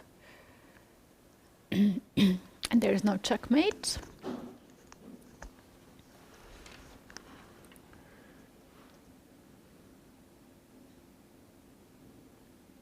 All 3 results are possible. Even 3 results, and of course, for black to win, it's like 5%, but still it's not 0%. So all 3 results, and here, shall we see what's going on? I think we have some error here off the board. It's not possible to have so many pieces on the move. 59. Yeah, it's possible. When was the last time the pawn has been moved? So here, 42. Okay, only less than 20. Oh, imagine if someone claims their draw with so many pieces, right? So Kolovsky is struggling to break. Here, Ishik is better, but he needs to convert. Beidulaeva, she's struggling, but very good player, although she dropped some rating in process. Aron Pasti. Oh, this is actually very interesting. I wanted to suggest this. 2 knights versus and the pawn versus bishop. But probably it's winning because at some point the pawn can be pushed. But now this is great. If you don't play bishop a3, if you go bishop f8, then I knight c5, and I'm slowly just cutting the bishop off. So bishop a3 has to be played. Oh, it's white. Wait. Ah, that was a stalemate. Nice. Oh, So the point here you were saying that if bishop is here, probably it was here. So if you do this, knight c5 and b4 is coming as a checkmate. So he was just offering a piece, and this is a stalemate. That's cool. That's really cool. So this stalemate motif. Why this Katy, drive us so happy? This stalemate motif. Everyone likes this. everybody trick. likes stalemate. Yeah. Why not? It's so Yeah. cool. Have you done ever stalemate? Good question, but I actually missed it a few times, thinking that it will be a stalemate, but it was not at some point. Yeah, Do you know my famous stalemate? I think you said it. Yes. Yeah. Yeah, it's Yeah. really embarrassing. Yeah. I sacrificed the queen for stalemate, and it was not a stalemate. Ah, So okay. I just blundered the queen.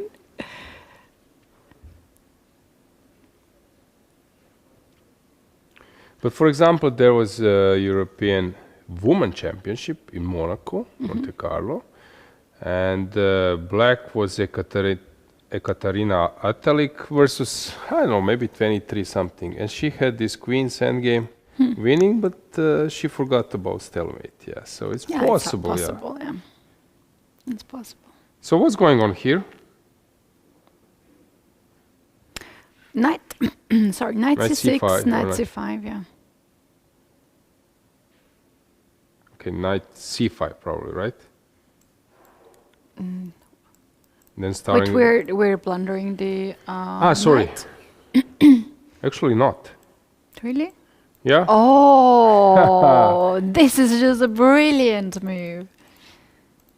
See, blundering Yes, once, exactly. but now blundering twice.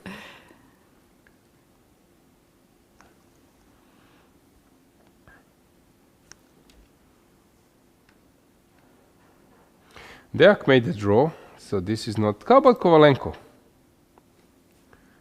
What's going on? But his opponent is playing very well. David Navara. This Polish David players are Navara really is good, actually. making a draw. So in Poland, everyone like rated 24 is Like good.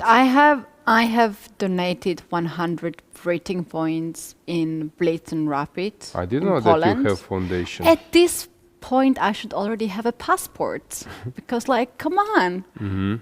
But these kids are like really strong. So you imported them. yeah, them by rating. Georgian rating that Yeah, I was okay, collecting so you're throughout the exporting years. it from Georgia? Yes, I'm donating it. I should. I should think get some that benefits. Sam Shackland was saying that when someone retires, like Garry Kasparov, that's not great. Also, for example, let's say that Magnus. First, you need to play till like being 70, that you drop the rating, which stays in the system. This way, when you retires, you take this 28 something out Yeah. of the system. Yes, exactly. Yes. So we wait for you to catch a big part of your rating, and Yeah. then you can retire. yes. I also wait for that. So I'm still playing, but playing less. I don't allow it to be taken. So, so this is a draw, really. I'm afraid we were driving together with Mustafa that he will stop playing. Hopefully he will not. If this, No, it's sometimes. yeah, you're typical. Just upset, I think Ivanchuk has said like 7 times that he will retire.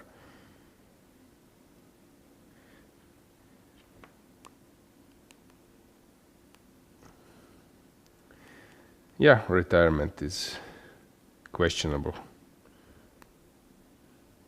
So why this is a draw?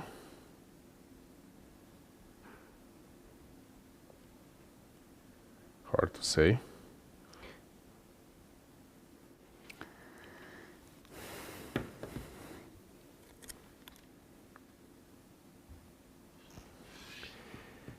So if I go king, so I need to move. That's why it's a draw. I Well, forgot rook about- h2 is the threat. Yeah, and the rook d7. Knight is also hanging. But he was Wait, totally wait, winning. Wait, what? So he's sort of outplaying his opponent. Wow, knight f6. Look at this. Rook g8 mate. Totally winning. And he forgot about this rook e7. Oh, That's why goodness. Mustafa. Can we find him? So this is board number. Which board is Wait, this? Let me find. 30 something or 40 more? 52. 52. He's devastated now because he will draw the game. Oh my goodness, that's a horrible blunder. But he did such a great job to set up this mating net. You know what? We will not try with him today.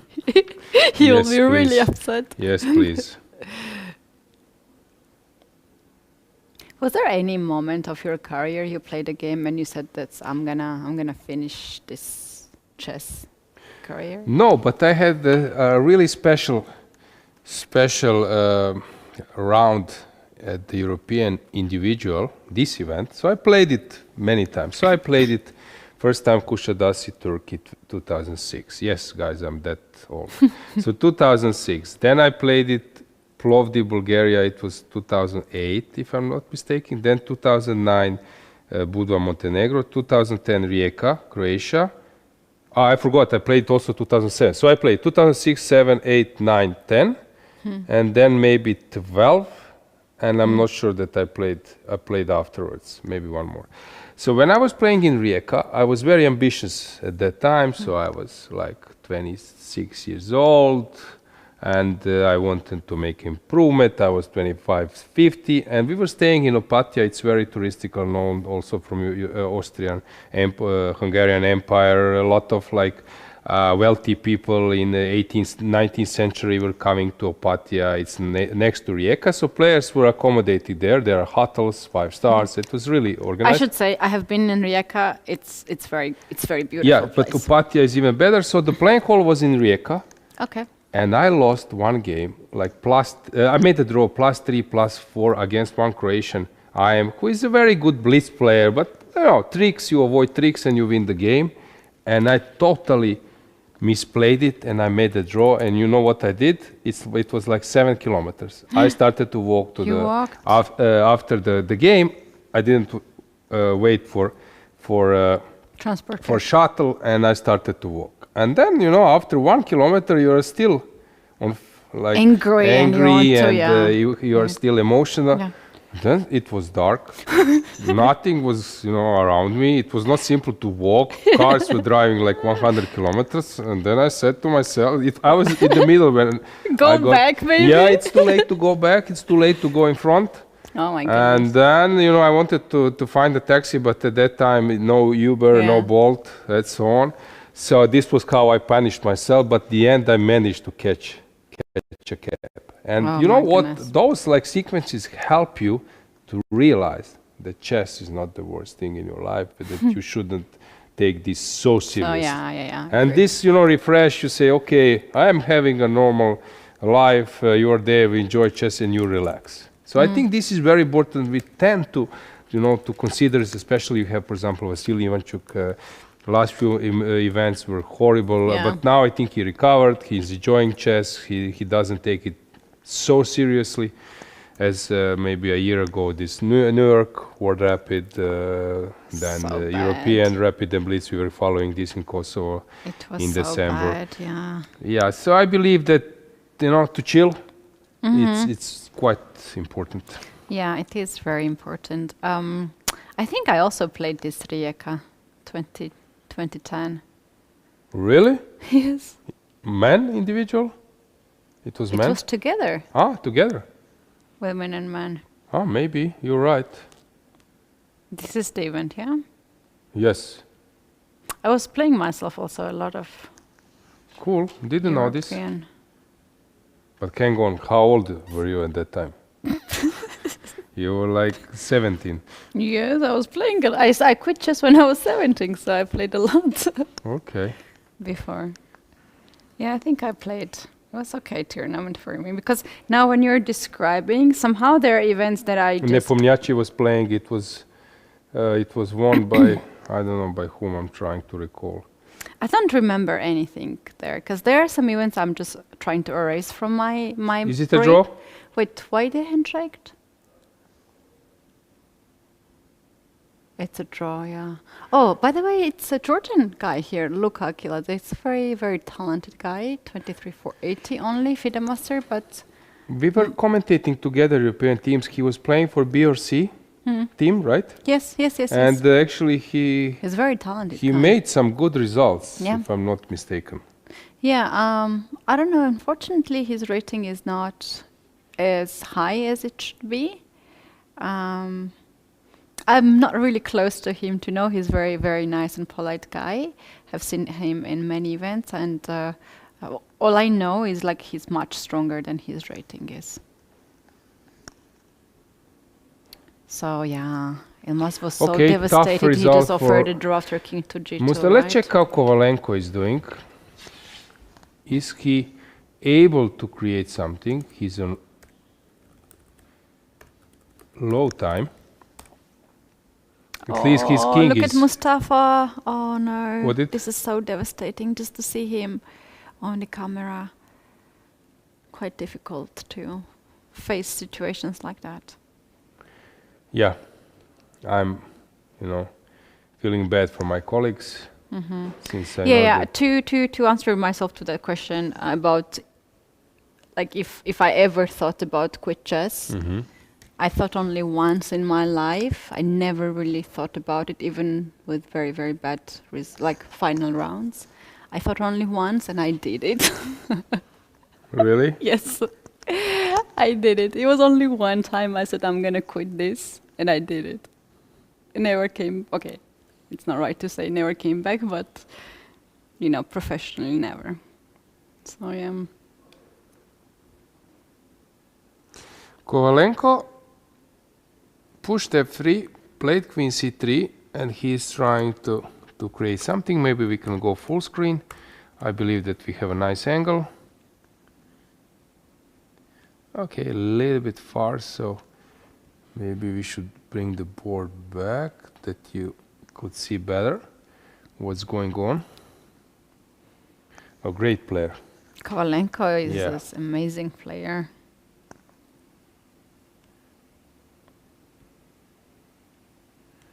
Ukrainian grandmaster. I know him from Zagreb Tournament of Peace, where he won the tournament. It was 2020 maybe, just prior to Yeah. COVID, or 2019. I just searched for the European Championship in Nepo. Rijeka. Nepomniachtchi won. Then it was Shabava and Timofeev, Fimenko. Yeah, big names, very big names there. Don't check how Where much are you? rating I lost. No, please. Just on my way to do it. Yeah. I will not show you. I dropped so much rating. I believe this was horrible event. Yep, that's me. No, you didn't. 10 rating points. 10. I was 25.69, 6.5 out of 11. Yeah, I played against Adams. I was totally winning. Yes, with the black pieces. He was 27 at that time. Yeah, I forgot that I played versus Mickey. Some draws. And then... Okay, actually what? I lost 2 games, right? It's not bad at all. Yeah, You should to see mine. my standards, it's what's bad.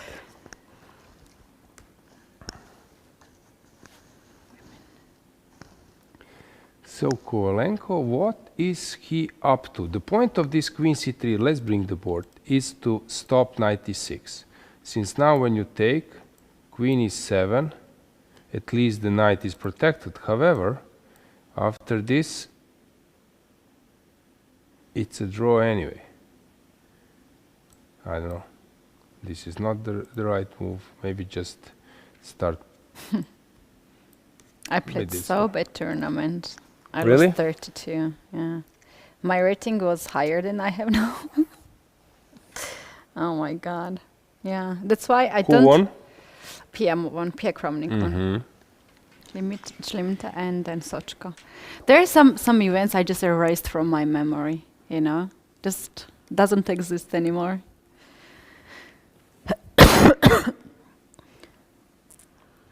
So, white is thinking to jump to e6 or not to jump.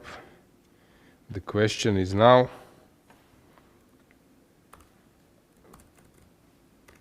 Queen e5 is also possible, but then queen goes to e1. So like this. Probably also some stage will be a draw.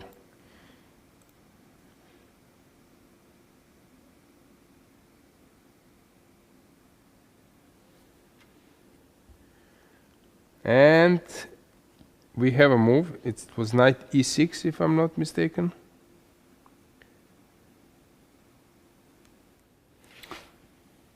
Knight is on e6. It's Yes. a great move. Yeah, but I'm curious Take. about the follow-up.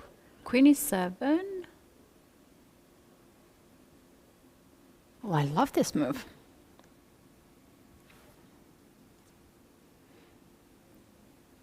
Takes queen e7, king goes back, and let's say Yeah. f takes e6. He took, queen takes.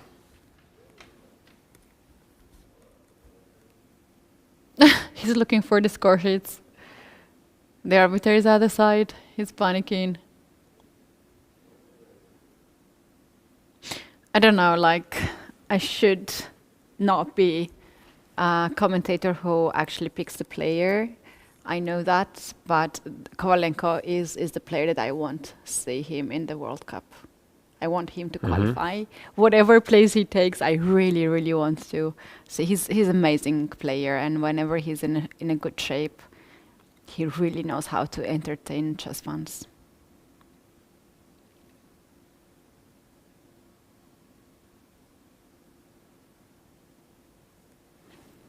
What he played?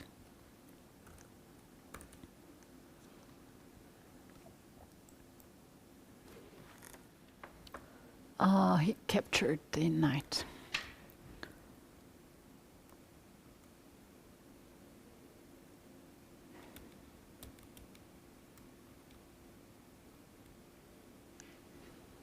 You know, there's a mating threat, queen g1, queen h5, queen g1, queen g5. Yeah, that's a cool checkmate.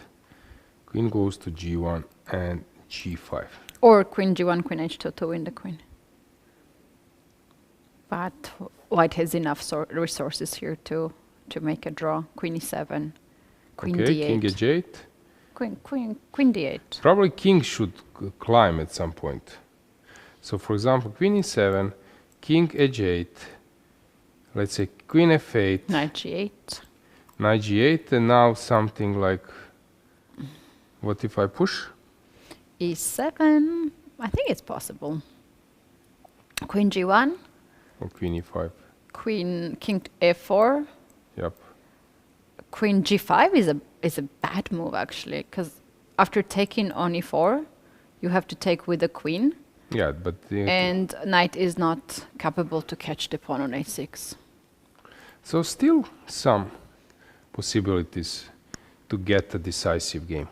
Yeah, can be any result here. Regarding our top games, BRA is still playing, Saito Rizaga is still playing, Sokolovsky, Kosakovsky, Meshkovs, so many games in progress.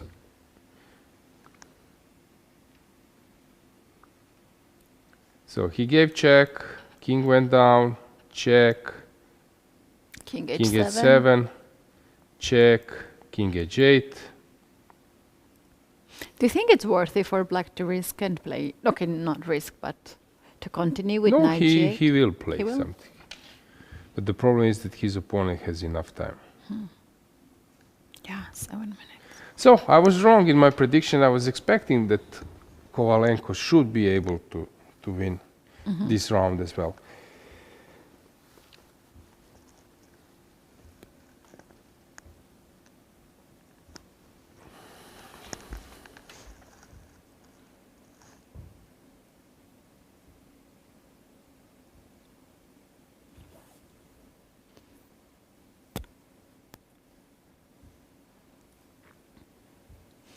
Yes, 2 minutes. Wait, it is... No, it is black to move. 'Cause Yeah, white already either made the he will move. repeat or he Yeah, will... queen's on f8 now. G8.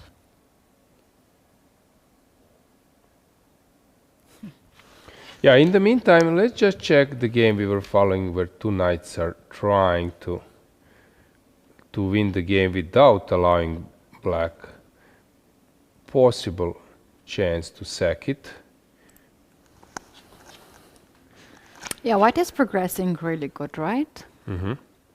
Pawn is already on b7.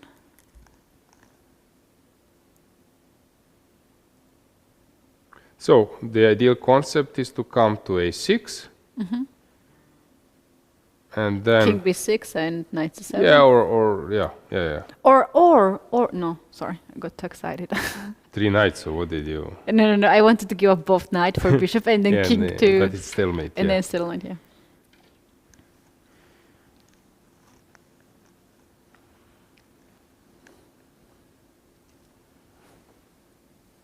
King c5 still in a winning zone.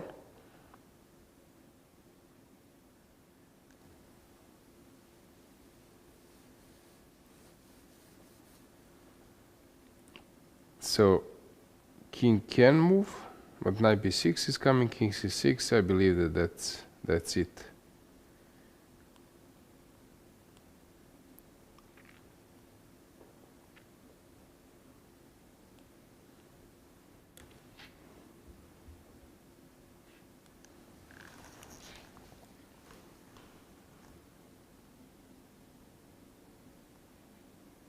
Okay, so here, king h7, it seems that Kovalenko is going for a draw.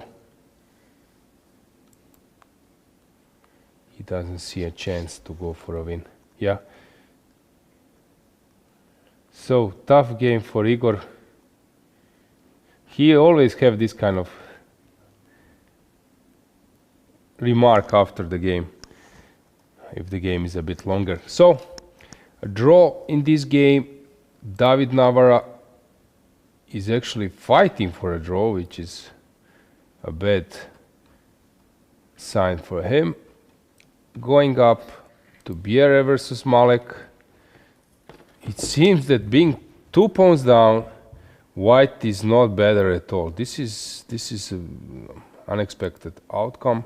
Here, Iturizaga have made a breakthrough, transferring Tigran Petrosian style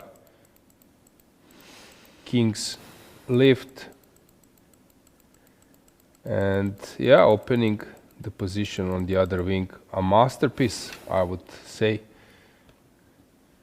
Sokolovsky has managed to outplay Matias. Kosakovsky is winning.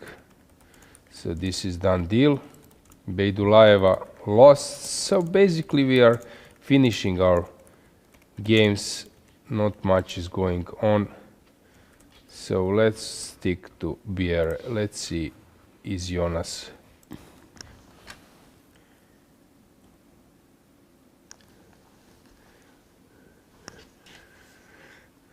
able to hold? I believe so. Yeah. King is too weak. Yeah.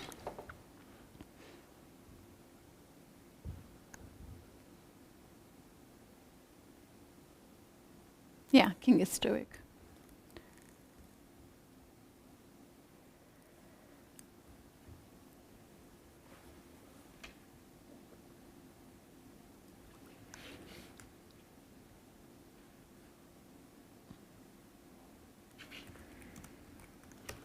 Okay, but there are long times, so the time factor might start to decide.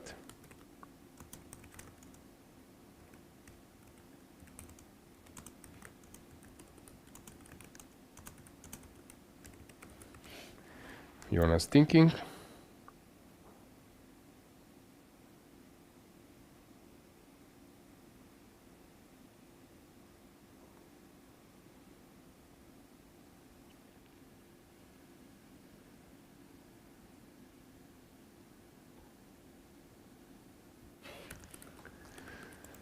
King active. As I said, I still think that this can be all three results. I gave it 5%, now I would decrease a bit, not much. 6, Yes, no, even more. 10, Even 15.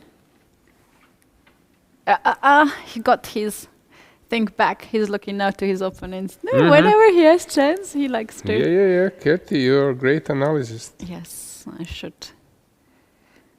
I should work more on it. I really like this body language, you know, like so many. But in chess, so many people are just trying to use the poker face. You cannot really use their body language unless you observe them a lot, right?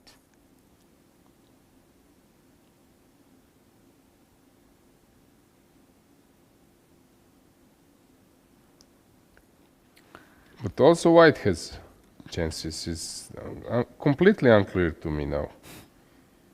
So white has bigger chances to win. Probably the draw is most likely a result here. A5. Seconds on the clock.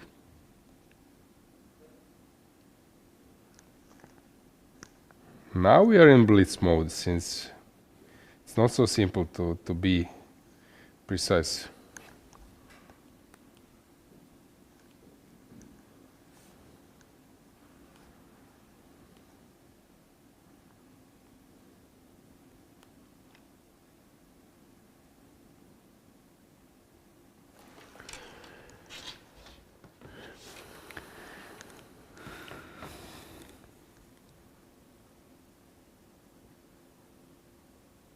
Oh, knight takes the bishop. Okay. Commitment. Was he worried about bishop e5? Some potential Yes, checkmate. I would have been. But then pawn takes on f4, and then this pawn is very close. Yeah, and checking doesn't help since black king will start to move. Crazy. Yeah, queen b6 check afterwards. I think we should try to find the angle with the nice zoom, since we have this delay of few Or maybe we seconds. just have the Full full screen. screen. Yeah, Yeah, yeah, let's yeah. go full screen. We're gonna see better board.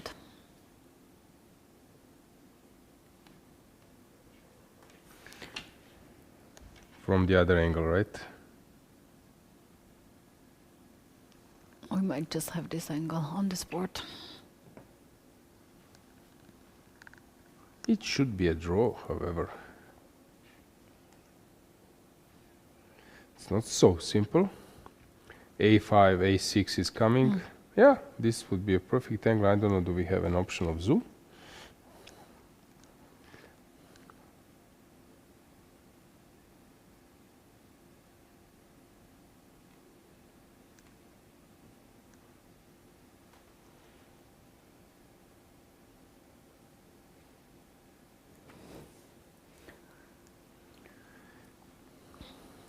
Jonas is also getting a long time.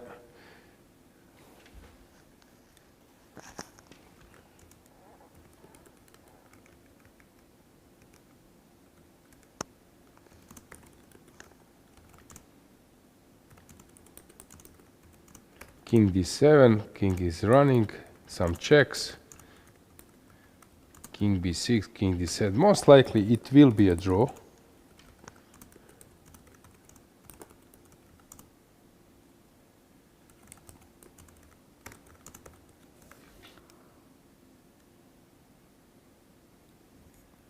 Queen b5, and it seems to me it's a draw. That after this huge fight, Look, Lisa is back. yes, back with the yeah, glance is there. He's confident now.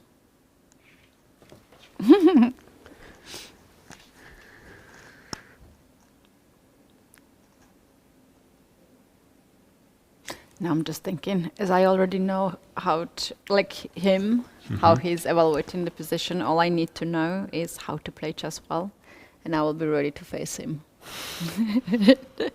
It's such a big advantage to know how your opponent feels, right?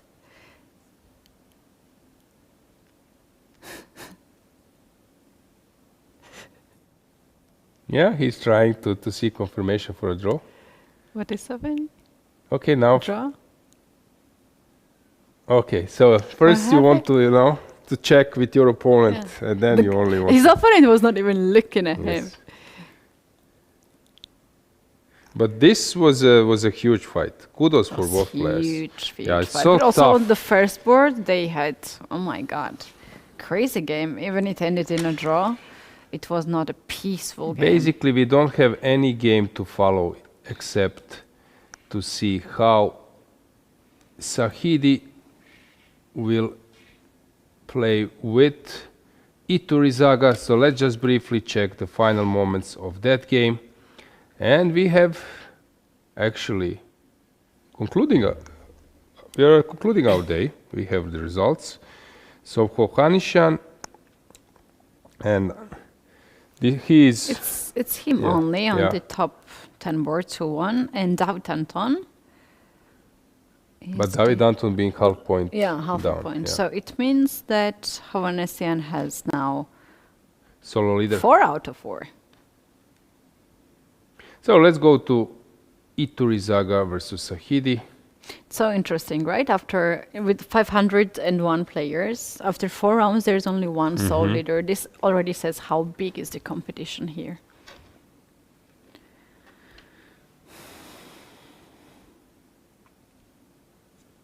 And it shows also that players lower rated can put a tough resistance, that you cannot claim a win just like that.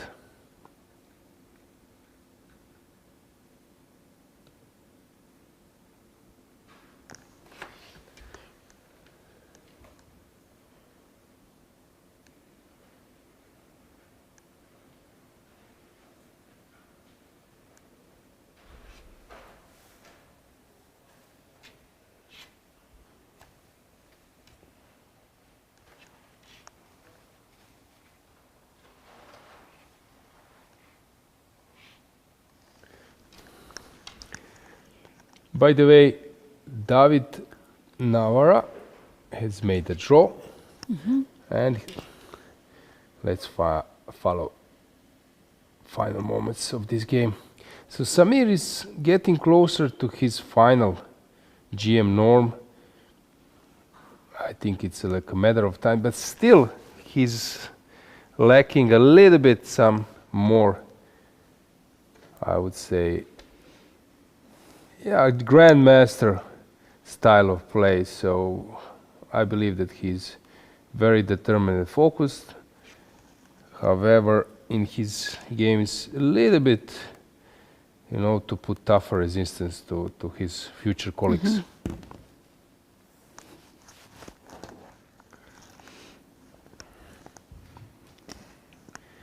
So calculating, taking on b5, of course, is not an option, but White can start marching with his king, since knight c3 will allow bishop a6.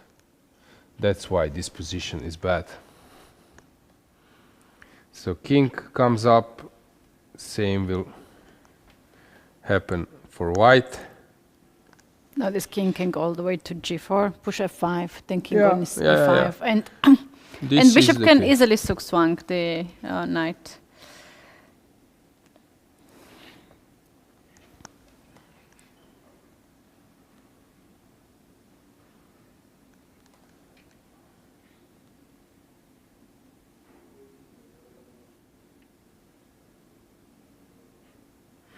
Agim Shemsiu from North Macedonia, setting up everything.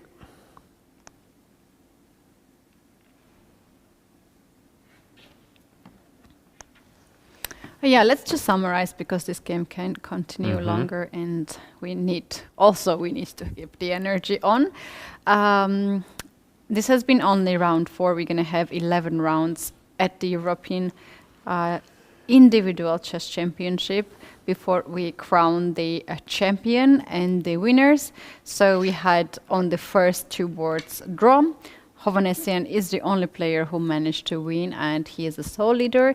And other boards also ended in a draw all the way to this one, board 8 and board 9. Iturizaga here will take some time to convert, but it is actually quite big advantage for him.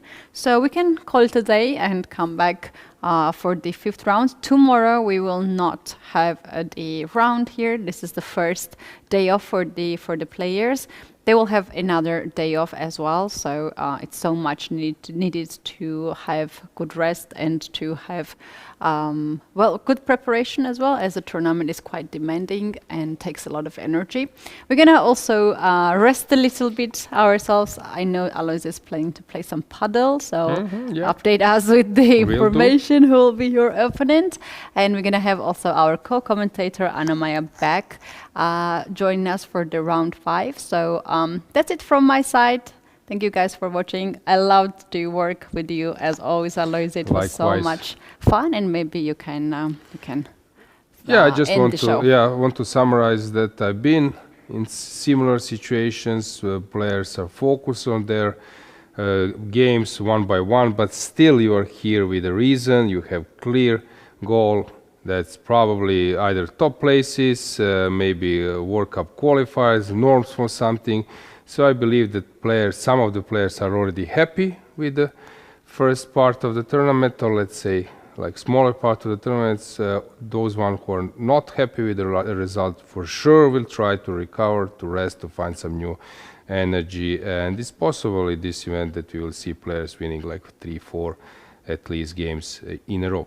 So till Sunday, stay healthy, enjoy chess, play some games, and come back to us for the 5th round.